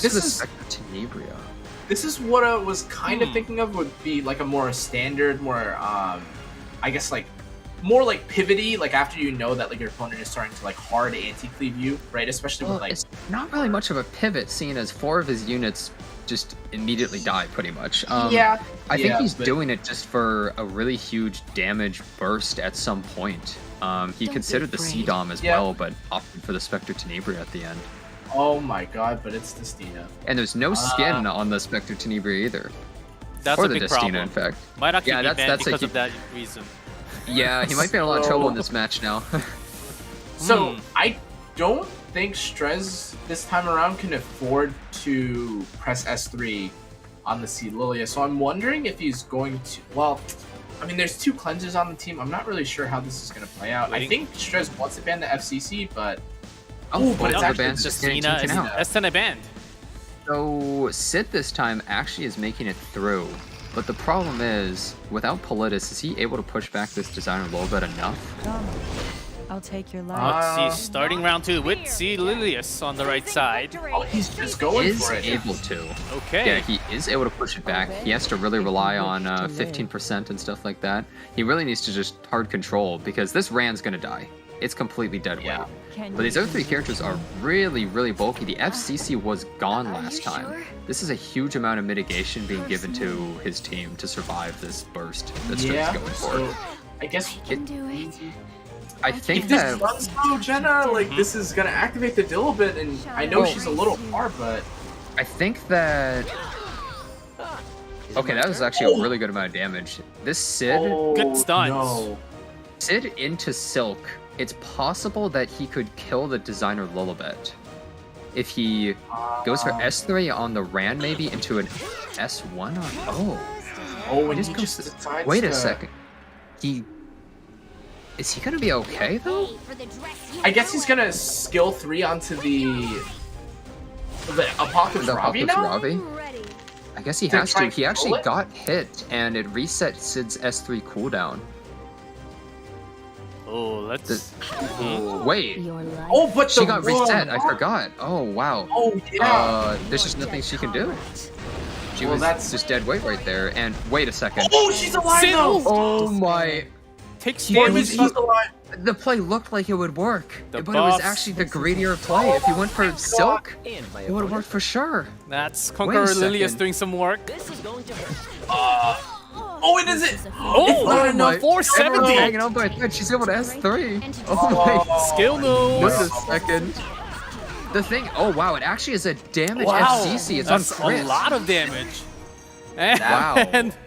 YunDuan just takes Going it for a with really game number fast 2. two. Strezz does not even grab a 4-0. single game. Oh my, he's 4-0. He hasn't lost anything. He's actually just beating everybody in his way. He's really doing great. YunDuan against he takes down Yeonju 0-2 and takes down Strezz 2-0. I mean, Jenna, He did really well. I'm really, really, really surprised that Strezz did not put any priority on the APOC this game. I mean, he really has through and through been like an APOC Rand kind of player. I'm really kind of confused about what he was going for. A lot of these drafts, you have to imagine he had to have some other, or he had to have. I believe he's not really as much of an APOC picker, but I might be wrong on that.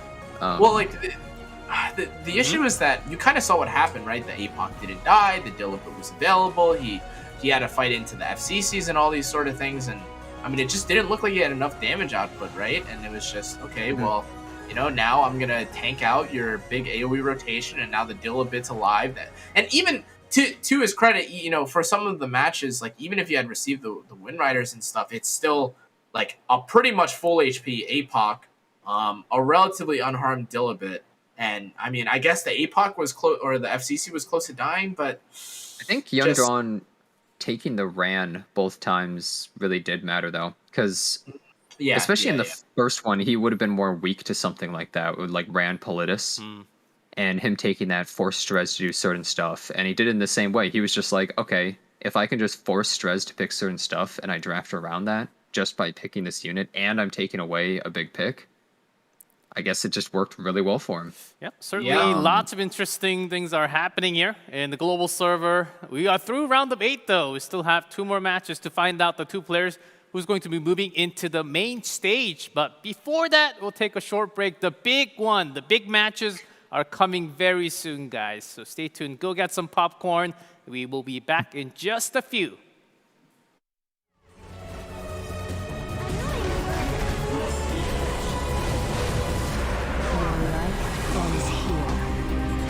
Your dead comrades are waiting for you.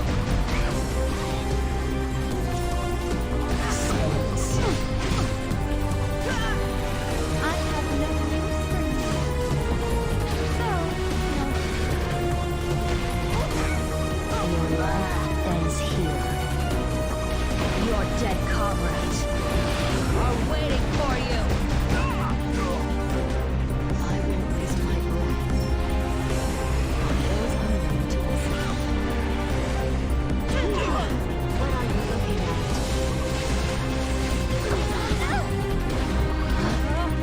A million years! A makeover! You look prettier after this. Your life ends here. Enjoy the pain.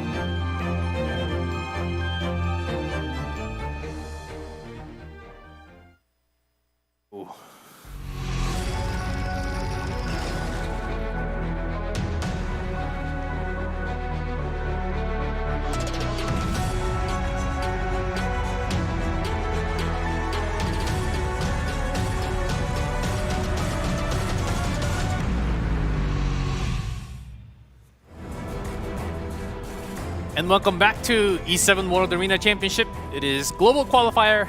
Now time for round of 4. The two names are right here. That's Jintae on the left and AB on the right. Starting with Jintae. We know this player. This is going to be a real big match. Huge match. Either of them could win. I will say, I think that Jintae's gear is pretty crazy. That's definitely one of the big edges that he has on a lot of people. I think is that he has some insanely top tier gear. And he's just really strong overall. We saw him lose that one match, but then he just did really solidly in a lot of the others, right? As for AB though, I think AB is one of the best drafters I've seen. Yeah, I think, you know, Jintae might have the best gear in the game, or arguably the best gear in the game, but I think AB might arguably be one of like the, I think one of the smartest RTA players that I think I've ever had the pleasure of like playing against, talking with, all that stuff. You know, he trolls a little bit. He has like a few interesting picks here and there, but I think his like actual fundamental like understanding of the game and like when certain units work and like especially when it comes to new units and like underused units, I think is really impressive. I think either one could take this now. Yeah, I think absolutely. This is going to be, I think, really good. I'm actually really excited for certainly this one of the biggest match in the entire qualifiers for sure. But only one player will move into the main match.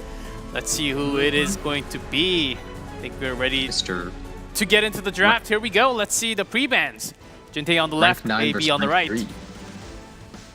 Okay, so Wonder Silk. Wait a band. second, takes the Silk. Is that so that you just can't pick Sid Silk, so that he can pick something like Ran? I think I think AB's gonna take. Yeah, AB's gonna take the APOC. And I think so he's just going for APOC so that he can draft into a bunch of different teams. but now that Wanderer Silk is away, you know, the normal or one of the or like fairly, I think. Well, I guess it's not taking anymore, but I think Ran Hua might have been okay because I think a lot of people try to use the Wanderer Silk plus the Green Sid to kill the Ran Hua kind of draft, but actually, I guess here. Well, I guess that's why AB was doing that. Is he specifically is going for this draft, and Jintae must have seen that coming. He has a fast DN. Is he able to pick imprints to outspeed AB? But even if he does, the Politis is right there. AB's team already looks pretty solid into it. There's the Sid pick, but there's no Silk, so he has to replace that with something else. What will that be? I think there might be another imprint. Yeah, the Watcher Shuri. The big difference, though, is although Watcher Shuri is an amazing unit, he's not one of the units that takes the first turn. He's a slower. This was actually something that I was really I was thinking about too. So one of the issues with the Sid plus like imprints draft to try and kill the Ran is that if you're not careful, you actually don't have a lot of ways to deal with someone like Operator Sigrid, who, let's not just like, let's not mention the fact that she can already kill Hua Young. When she has her S3, she's pretty much killing all the other units on the team too, right? You can strip if there's a barrier. It's attack buff for the rest of the units on your team. This actually looks like a really good draft, I think, from AB. I really like this right side draft. Yeah, and Fallen Cecilia to finish. Just waiting for final seconds. Jintae down to 1, and back on A-Ross. Okay. I thought it was actually Caesarea was locked in for a moment. I was just thinking, Okay, takes out the OPSEC and the A-Ross, so he has full damage here. The thing is, though, is he gonna... Who's gonna take the first turn? I'm gonna assume Jintae. Dien from Jintae? It's probably going to be Dien first, but the issue is there's a Politis on the team. Well, even that too. Like depending on the speed tuning, right? But let's see who takes first turn. It's Sid. Wait, Sid's taking the first turn. Is that shield enough to protect the Politis here? Here we go, Sid on Ran. He waited. He's going there. Dead. Is she gonna? I guess he has to go on to. Yeah, FCC. He just goes right there. With a little bit of help. Dual tech doesn't really matter. Yeah. Yeah, she's just gonna hold that. Oh, wait. Okay, he takes out the gun. Wow. Target being on FCC now because of This isn't able to kill the APOC Ravi, but Yeah, He's probably gonna go for. Yeah, it just takes out the mitigation completely. He's Wow. gonna kill. I assume Politis Yeah. after, because he can't kill Apoc Ravi quite yet with this, or does he just want to do a ton of damage to him? I think he's gonna probably take out the Politis, if I had to guess, Yeah. and then and Makes he's sense. gonna kind of force AB here into this kind of weird position where he could get a really bad revive here from the skill 3, right? Yeah, it's just a Hail Mary. Situation is Oh, Yeah. Politis Just the comes back alive. Politis. I think that's kind of okay because Diane doesn't want to use her ability. He gets the soul. Oh my god, and Okay, they're well, just dead. They're just taken out. Now, Wait a AB's back in game. Just feel sorry. This makes it so that Diane also, she just can't really use her ability. She doesn't want to, I think, take all that extra damage. I'm not sure. That's fair. 5% working for Yeah, both. just goes Yeah. for the S1 to take that out and wait. finish off the Hua Yang. Wait, Jenna, that's not the same Hua. Let's advance together. That's a does he have 14,000. What the hell? Wait, he has Yes. two Hua Yangs. Ye- He has an aggressive one and a defensive one. In between What the matches, the- you can change gears and artifacts. Or he changed the gear. Maybe that too. Oh, okay. Well, either way, something was Okay. different about that Hua Yang. You're right. The last one was Yeah. 16,000 health. Yeah, that's no imprint play right there. So we saw right there, AB was trying to go for that really big cleave draft and then flexed into the last pick Fawn Cecilia, but he needed to take the turn. He couldn't really go second there. It worked out really badly. The Sid was just way too threatening. And there just wasn't really anything he could do. Yeah, He got run over. I know Jintae is regarded as like one of the, I mean, probably the, if not one of the most fastest players in global. Mm-hmm. But I really kind of felt like if the speed tuning was such that Ran had gone second, I really thought that AB had that game. I know it looked the other way around, right? And we saw He couldn't go after Sid though, is the problem. Let's see if AB can find the solution. Because Jintae is up 1. And Ran, Dien, Ran be and banned. Dien. Right. Or Yeah. total Liz also- pre-bans now. I think something that's interesting is totally different from the Asia brackets. We haven't seen a single Payra. Nobody's playing that kind of Yeah, aggressive we had draft. one pair of ban, and that was it for globals. Yeah. Global. So we see pretty safe picks right here. You can flex them into pretty much anything from both sides, trying to scope out the opponent's draft and make them commit so you can start to counter them, I guess. Yeah, the thing about this too is I feel like, and to your mention about like the no Payra, I think a lot of people put, especially in global, have a lot of their gear on the Wanderer Silk, right? They share kind of similar gear. They both want them like super fast. As I say that, Cast a maybe Wait, maybe he has it. Maybe. there's not many fast hands left. Yes, Is he? maybe. Oh, Oh, ML. Okay, oh, he Eric. decides against it and For now. decides to go for. For now, we'll see. The thing about the early Payra here, especially when you put it up against the Hua Yang, is that you do kind of leave yourself open to like a DJB, especially when it's so early in the draft. Well, but that's only if you're really playing the standard playstyle more, right? If you actually go and commit to the aggro cleave, then you're usually fine. Bringing out Shu He's- once again. I've got this. This operator Sigurd is a little bit scary, but I wonder if he's gonna go for. Oh, okay. Tea party? So Jintae's probably we gonna go. pick something else fast, I guess, to fight against, unless he's for sure banning that. He could just pick a character that kind of counters ML Celine as well. the other thing that's kind of scary about this Shenna is that, okay, I know maybe it's just like a little fear, and maybe you can't play like that, but if that Amelia is faster than that Fairy Tail Tenebria and there's another, another speed threat here, or like a force ban from Jintae against AB, I think. Charles. Okay. It looks as though he's banning that Fairy Tail Tenebria, I would assume, unless he's full confidence. Oh, Amos. Okay. And Operator Sig banned. He has a lot of confidence here. I wonder if AB was more doing that because he thought it would be banned. Well, I guess we'll see. Let's see if Jintae can take both rounds in a row, or AB can strike back. What do you... I think that if the closer and the Amelia go, I think it's going to be a little bit scary. Oh, my God. Wow. Charles. Both outspent. How fast is it? It's a 12,000 health closer Charles that's really fast. This looks a little scary. Oh, This looks more than a little scary. This looks horrible. Yeah, I think the 2's pretty much just gonna. Yep. This is... And Shu comes up. It didn't cut. No, Wait. it didn't cut. It doesn't cut. And here's our S. Beret. And she's Yeah, that was dead. taken out. So he just doesn't really have much left. Yeah. Wow. Wow. Was that so That, much that it was it? Yeah. I think that AB, I don't know how fast his Fairy Tale Tenebria was, but I think that kind of just completely sealed the whole match, is the fact that he got outsped. If it was just a little bit faster, I think he would have instantly won the match. Do you see I how think many a lot of this percent came down. the AB was off? Maybe 2-3%? I think it was like 3. Okay. Yeah, I think it was like, yeah, just a few percentage. That closer Charles, I can't believe outsped, but the Amelia even was 1% faster as well. Oh, and Oh, Shu? and the counter. Oh And my. oh my god. and Wild. Okay, just Goodbye. there's no chance, just absolutely no way. Oh, and that will be it. Jintae! Wow. Moving into the main match. Congratulations, the first Jintae. player from the global qualifiers. He just Wow. 2-0'd AB. Wow. Wow.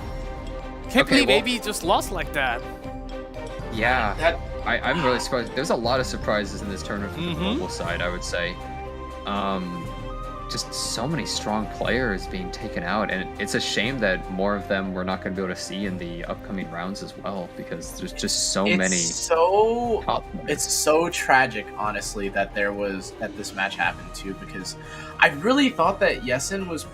I don't know. I don't remember. I think Yesin might have had to play Jintae, if I recall, if he had made it out. But I think the fact that, because like AB is not really one of those speed players, right? And even though he tried to play kind of fast here, I really thought that Jintae might have, countered someone else who would have played like who's equal speed. But I don't think this was a very equal like speed matchup between their gear. I mean, you can kind of tell, right?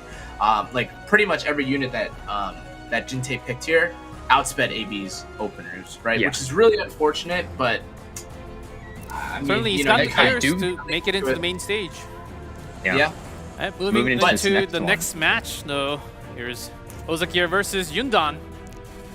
Let's live a happy life. I really got to say, I feel like his whole expression looks so different from his little explanation right there.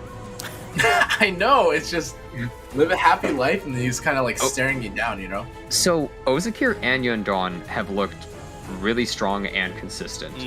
Yeah. So I think this match, I think they're both really good at drafting right here. We might see some pretty close matches. It's possible that one of them just has the other's number and just knows how to beat them, but maybe they're just going to come down to dual attacks or just really close things. Yeah, Ozakir came up here defeating Light and MagicQi. Very strong players. And also, YunDuan never really lost in round of 16 and round of 8. So, I think he beat Yeonju, right? Was that who it was? was- YunDuan beat Yeonju? YunDuan beat Yeonju in Yeah, round of 15. Yeonju and Strezz, Okay. right? Also Yeah, and as well. Strezz. Both of them have taken out some pretty damn strong people. Yes, they did. But only one of them, again, will be going into the main stage. Here's YunDuan, pretty high win rate, as you can see. Banning it. Aola and He just wants Belly. to pass the qualifiers. That's all he cares about. Yeah, so He also loves the rocks. So the other interesting thing to note is that the YunDuan here like played Ran APOC, if I recall, right? The last time I saw this. And the thing about the Ran APOC is that it's really strong against people that aren't able to handle, as you kind of saw, right, the other games, like this like kind of aggressive cleave that is also really flexible, right? And so the thing about it is that Ozakir, as far as I recall, actually doesn't deal with cleave that well. Actually, never mind. Well, he banned Ran. he so- immediately bans the Ran and picks Samuel Liz. Yeah, He's first saying round. that he's ready for YunDuan to try to go cleave, I guess. I'll take your Ran and life. Bellion being banned. The Stern goes for the APOC. Really flexible pick into a lot of different drafts, but right now he has to think, am I actually going to go really fast? Or maybe I'm going to tank up. YunDuan, we saw one of his most favorite picks is Ross, so it seems like he likes slow play, but wow, he goes for the Peyra. He's kind of just committed fully to going really aggressive or cleave, because if you go slow, characters like DJ Basar and Angel of Light can be huge problems. I'm a little afraid here for Ozakir because we really haven't seen him have to deal with cleave at all, right? All of his opponents prior to this, not really cleavers. Chi, definitely not a cleaver. And I'm kind of curious because, I mean, we saw from a few Asia server players, this Peira APOC can very much lead into cleave and aggro. I'm thinking maybe there's a Politis on 3 for YunDuan. And Hwayoung really isn't that good against anti-cleave as well. If YunDuan decides to pace up here, I'm really afraid for Ozakir. And you see the hover, here's Yeah, YunDuan is just going all in. Yeah, and Are we going to see a Summertime Assaria or something pick? even if YunDuan has Mhm. Pavel here, if he has Pavel here, it would be so scary for Ozakir.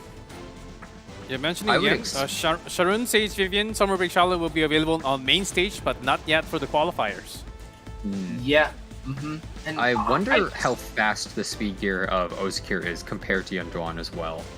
I don't know how fast his Emolilius is, but you normally expect Peira to take the turn. The Spectre Tenebria pick, pretty just great into Hwayoung and just surviving since the Belion's taken out. It's just a pretty safe, strong, huge DPS and really aggressive. Yeah, and I think here the Spectre Tenebria was definitely safer. That's fine. If I recall, Ozakir still has the Acid geared, and I don't think Ozakir, despite not cleaving, is actually slow. I think he does have a fairly fast Assassin Sid, but I think he's contemplating about what he wants to pick here because the Assassin Sid wouldn't even necessarily be the greatest pick here. You know, you see the Peira, which can speed RNG with it. The Apocalypse Ravi, who revives the unit that you kill with Assassin Sid, right? So we'll see though. He's thinking very carefully, I guess, down to the 10 seconds. Yeah, down to Magic- 8 seconds, and he has to choose 2. This is a formidable Okay, FCC. Okay. I wonder if he's panicking or if he Oh, was really Celine. slowly picking it out. Oh, I don't like the Celine pick that much. He already has. Yeah. He already has Peira, Politis. It's and really Spectre not. Tenebria. It's terrible into Spectre Tenebria, and into Politis it's also just insanely risky. And YunDuan still has another pick. I think if YunDuan just had Pavel here, I know I'm just parroting it, but if he had it and he banned the FCC, I think this game would look really scary for YunDuan. I believe Or Magic this is Chi what in the goddess chat wills. rooting on Ozakir, the one who just he just fought. Sending some Giving his energy. energy. The end last Yeah. pick by YunDuan. What do you guys think about the draft so far? Waiting for the post-ban? I wonder how this DN is exactly built. I'm assuming it can resist the. Well, I guess maybe he's just banning the Emolilius. I'm not sure. Is he just going to take the FCC out to really push the damage, possibly? If he bans the Celine, okay. Celine being banned and Oh. Peira banned. Okay, interesting. I guess maybe he expected a different ban because Emosline technically wouldn't be that big of an issue. Yeah, he had I think like almost two or so answers to this team. Yeah. Even the anti-crit for DN, not really kind of like minimizes a little bit of it, but the Emolilius goes first, that's fine. Assuming this Press- DN has enough resistance, he might be in a. That's decent both spot. Politis, by the way, Jenna. Expected this. You're right. Probably is a DPS Politis. He's going to try and rush him down, but this is a really tanky team.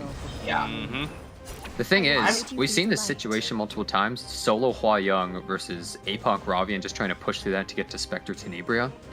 The difference, though, is I think this team is so tanky on the left that it's technically possible he could push through. I really kind of think that he Oh. needed to Stun? ban the FCC here. Using the but, soul? It's time for the finale. then skill 3, Puppet show. I guess he might try and force down one of the units here, but he's just doing no You saw damage. right there, Politis did no damage. Yeah. at Yeah, all. that's And just Vigor and Aureus and just really tanky units with an FCC shield and Ice Crystals, he's just tanking it up. If he just Yeah. keeps this up, he'll be able to push through the whole team because Vigor attack buff on Hwayoung here, even with this, Nothing even survives with that, the right? Politis S3, like there's a big shield. And the target is Ravi. Go for Valor Hey, with a Robbie, I'm- huge shield. Does she live? Yeah, she lives by a will. light, yeah. It 18k. Ends here. would have been a lot closer without the shield, but Yeah, even with no mitigation, just that proof of valor is so huge, making it so she survives the Hua Young. He has to push through this A Ravi to have any chance of getting the Spectre Tenebra, so it just really comes down to a race against time. And the MO Lilius is a big part of that, being able to get those extra duels, buff up the team and everything. She really needs to start lapping around. The one thing that's... Oh, There's that That did provoke. half of the health bar on an FCC tank S1. This DN provides like a little bit of stability to the team, but unlike in other situations where we had the Spectre Tenebra hidden behind like a tank Politis, this Politis is actually really squishy, as Jen just noted. So it really is. I mean, it usually is a race against time when you're fighting against Spectre Tenebra, but I don't really know if. Oh my God!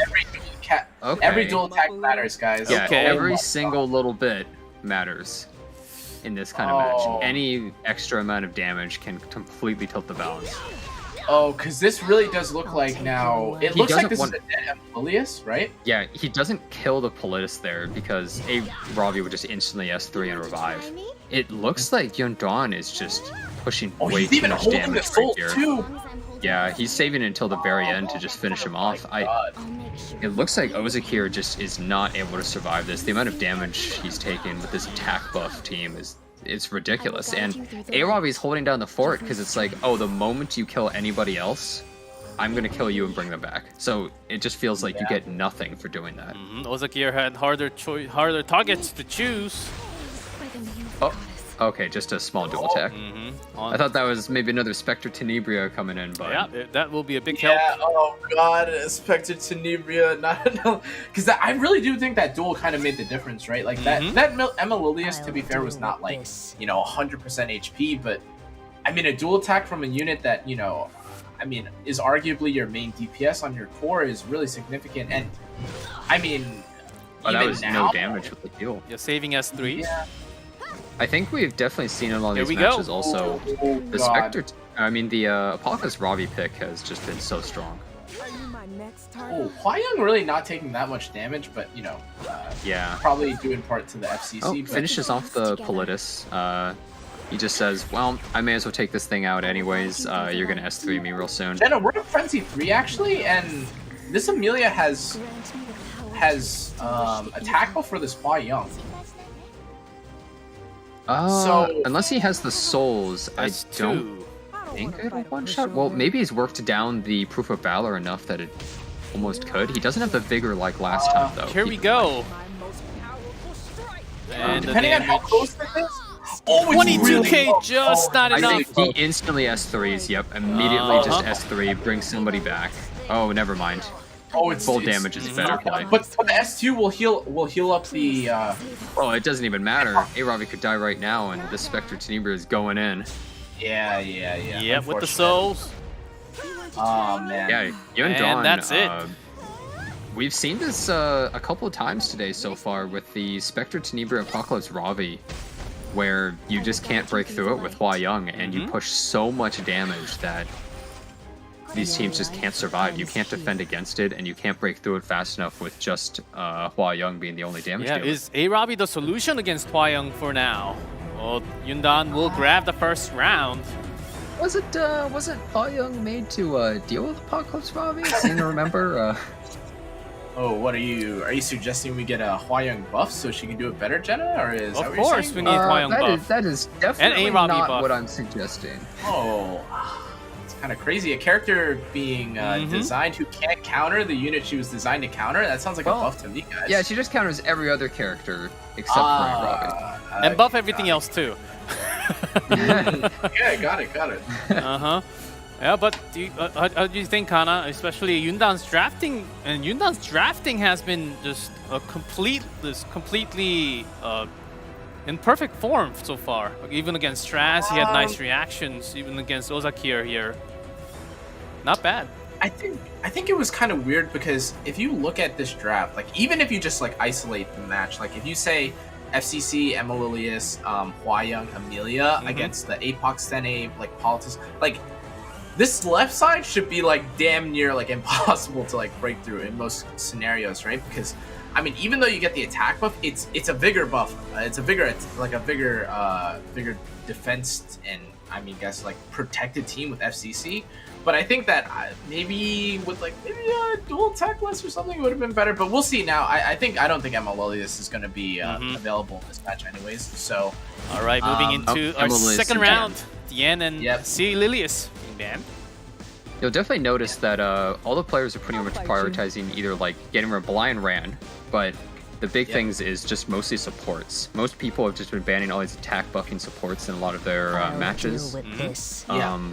Just the enablers for the team. People are just letting Hua Young and Angel of Light through a lot of the time because they would rather get rid of these huge damage enablers. Yeah, in game 2, I think I would almost be curious if we had the stats for it. I don't think by game 2 any of the traditional openers like the Amalolius or Ren are available at all. Except maybe against like MagicQi perhaps, or one of those games. But most of the time they're being taken out. Even though a lot of people were saying, or their stats showed they always banned Angel of Light and other stuff like that. In these matches, they're just like, I can't afford to do that. I have to take away these first turn attack buffers and just this aggression to survive. Emilia again on YunDuan's side. Will Ozakir change it up this time? All right, let's do this. Yeah, I think he's tanking down again. Yeah, but I think this is kind of the appropriate response that we've seen time and time again, right?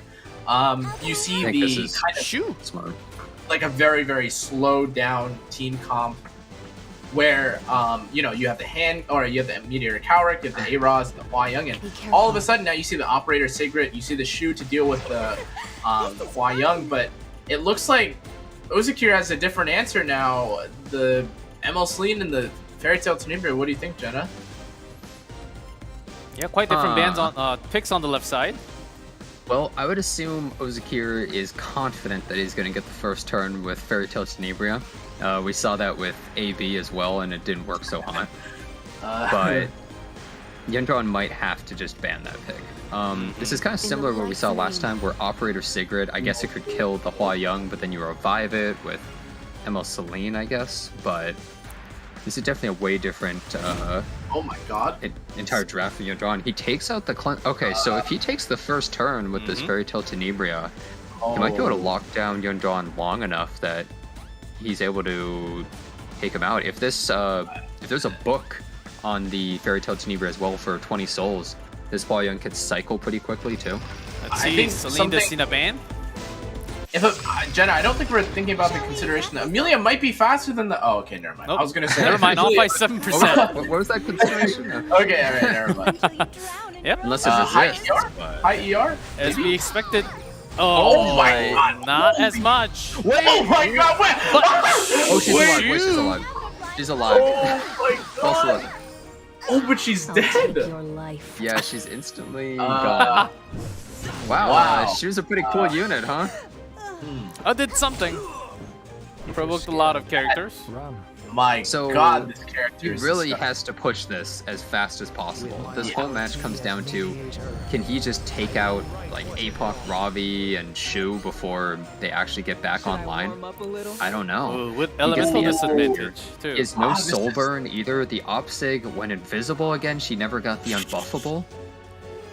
Oh my god, that's really unfortunate actually. Yeah, that's really bad for So the one kind of saving grace I think for Ozakir here is that when he skill 3s, he's going to knock the Operator Sigrid out of stealth. But actually maybe he goes. I was thinking maybe he would go for the Soul Burn or the S2 onto the Epoch. But I think he's just valuing the.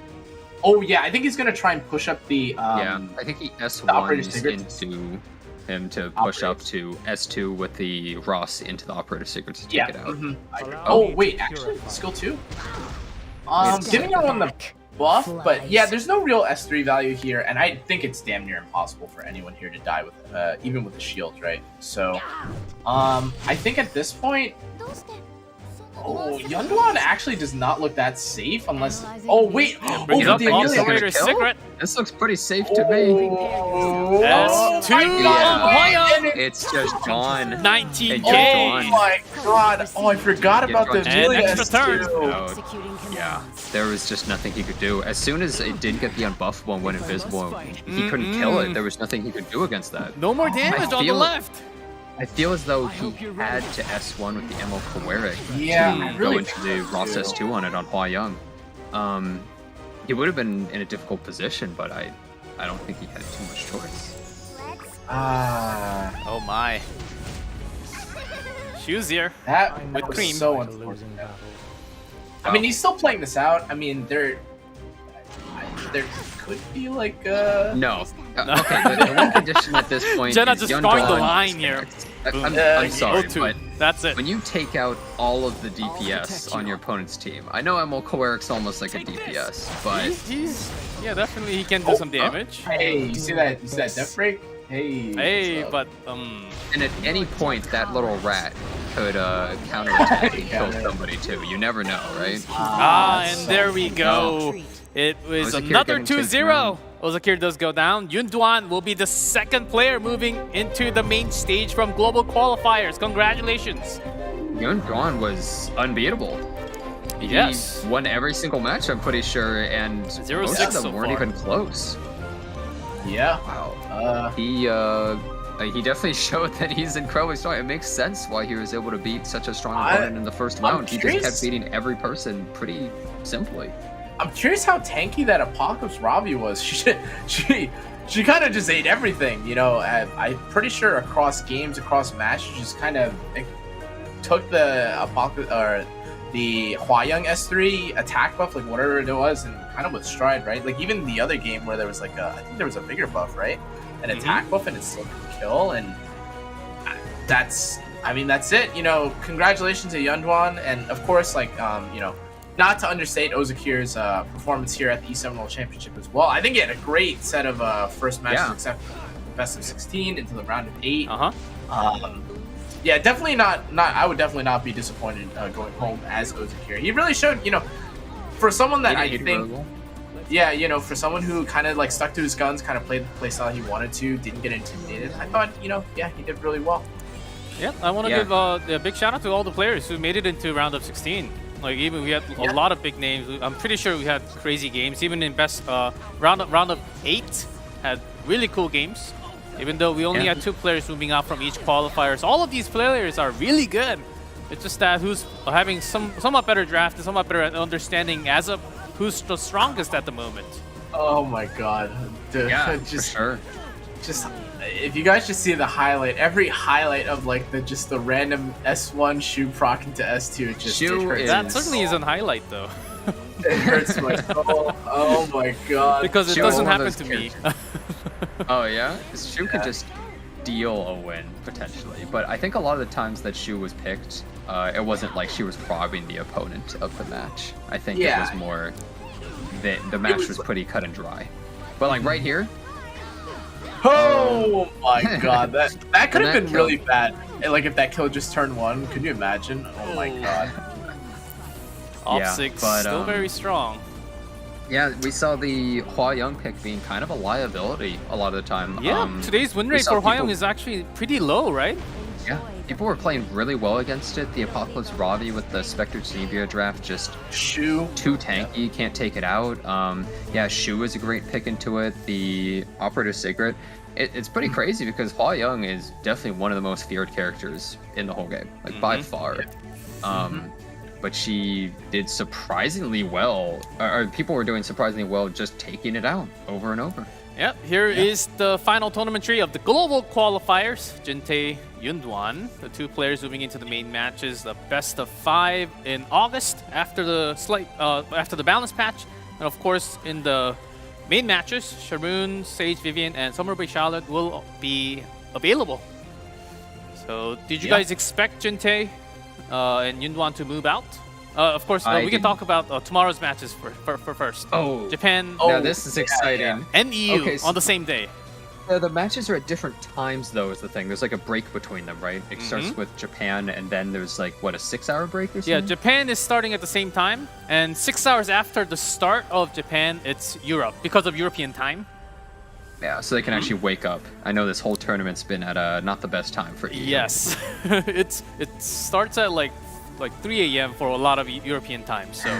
So we have Wouldn't that Japan be- and EU on the same day. So don't miss it. It'll be starting from round of 8 though. So and I Kind of heard excited there for are a these lot of matches. strong Japanese players, even though the server actually opened up later compared to the other servers. Yeah, and I know we didn't really get to touch on it too much, but in the middle, though, I've actually played against a lot of the Japan players. They have a lot of interesting tech. Really? Yeah. You know, some works, some doesn't. Don't get me wrong. But they're definitely, I think, kind of like the experimental kind of server. I think a lot of weird stuff that I see from them, before any Asia or EU server ever or KR server ever played Pirate Flan, I saw a lot of Pirate Captain Flan from that server. So I'm curious what they'll bring out. Europe not really a slouch either. Samu They're always both does unique well. regions. They have very different picks that you don't see from a lot of the people that they like to prioritize, and also just lots of different stuff built. So I think tomorrow could be really fun, actually. All right, We're gonna see a lot of different stuff. All right, And we do have one of the faster units to Yule, or one of the faster players to Yule. Just saying, really fast player. All right, that's very interesting as we get into tomorrow. Different picks, of course, we see a lot of the same picks, but still the pocket picks actually making a big difference in this tournament so far because it is best of 3. Anything can certainly happen. And what did you guys think about the entire global server for today? Did it sort of go as you expected, or was it something? Was there Not anything even wild close. that you can? This whole day was wild. I'm just shocked about the players who won and lost a lot of the matches and how some of them went and how cleanly some of the players went. We saw in the round of 8, there was only one person who lost a match who then won. Everything else was a 2-0. Yeah, MagicQi. There was so many people just swept their opponents. Well, in some cases, it's maybe time one to of the save matches soon, was so- slept as well. What about you, Connor? But- What do you think about? Yeah, are you I not? think it Are you was- not done, Jenna? Oh no, that's all. Okay, No, Connor? yeah. Kind of piggybacking on what Jenna said, I think it was an extremely unusual day. I mean, yeah, okay, Jintae eventually got to the point where, he started, I think, kind of flexing some of the speed gear on some of the other players, as you saw with AB. But his initial start, not a single, fairly turn 2 based, the Valencia and all that stuff. And then even in the bottom bracket, I mean, kind of unfortunate about, MagicQi and Rakaz or Ozakir. But I mean, Ozakir just stonewalling his opponents, and then, YunDuan doing very well himself too. I definitely I don't know that much about YunDuan, so I'm fairly surprised. But, happy for him, great to see that, someone's so talented or so good at drafting, or I don't know, maybe his account is just well tuned to deal with his weaknesses. So I was really happy with today's matches. Not many games were as slow as I think they could have been, but all good. All good. Yeah, all good. Once he moves into the main matches, they will actually get a second chance. It's a double round robin format. So even if you lose one match, you still get a second chance. So for sure, we'll get a lot more information and experience through all these players who has moved up into the main matches. But send us your feedback after what you guys thought of day 1, 2, and 3, because we're always listening and reading chat, and also a lot of the posts on Stove.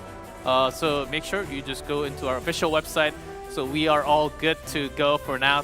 And that was day 3 global qualifiers, but we still got 2 more qualifiers to go through. Japan and Europe is going to happen tomorrow. So stay tuned. We'll be back in not even it will even take 24 hours. That's God.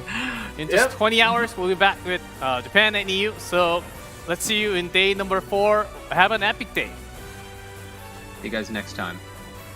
Adios.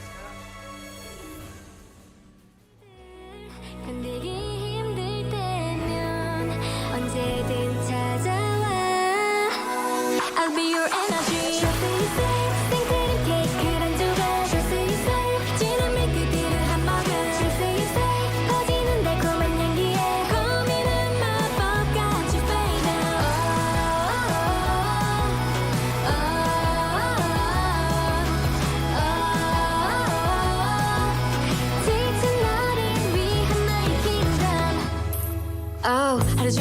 난 진짜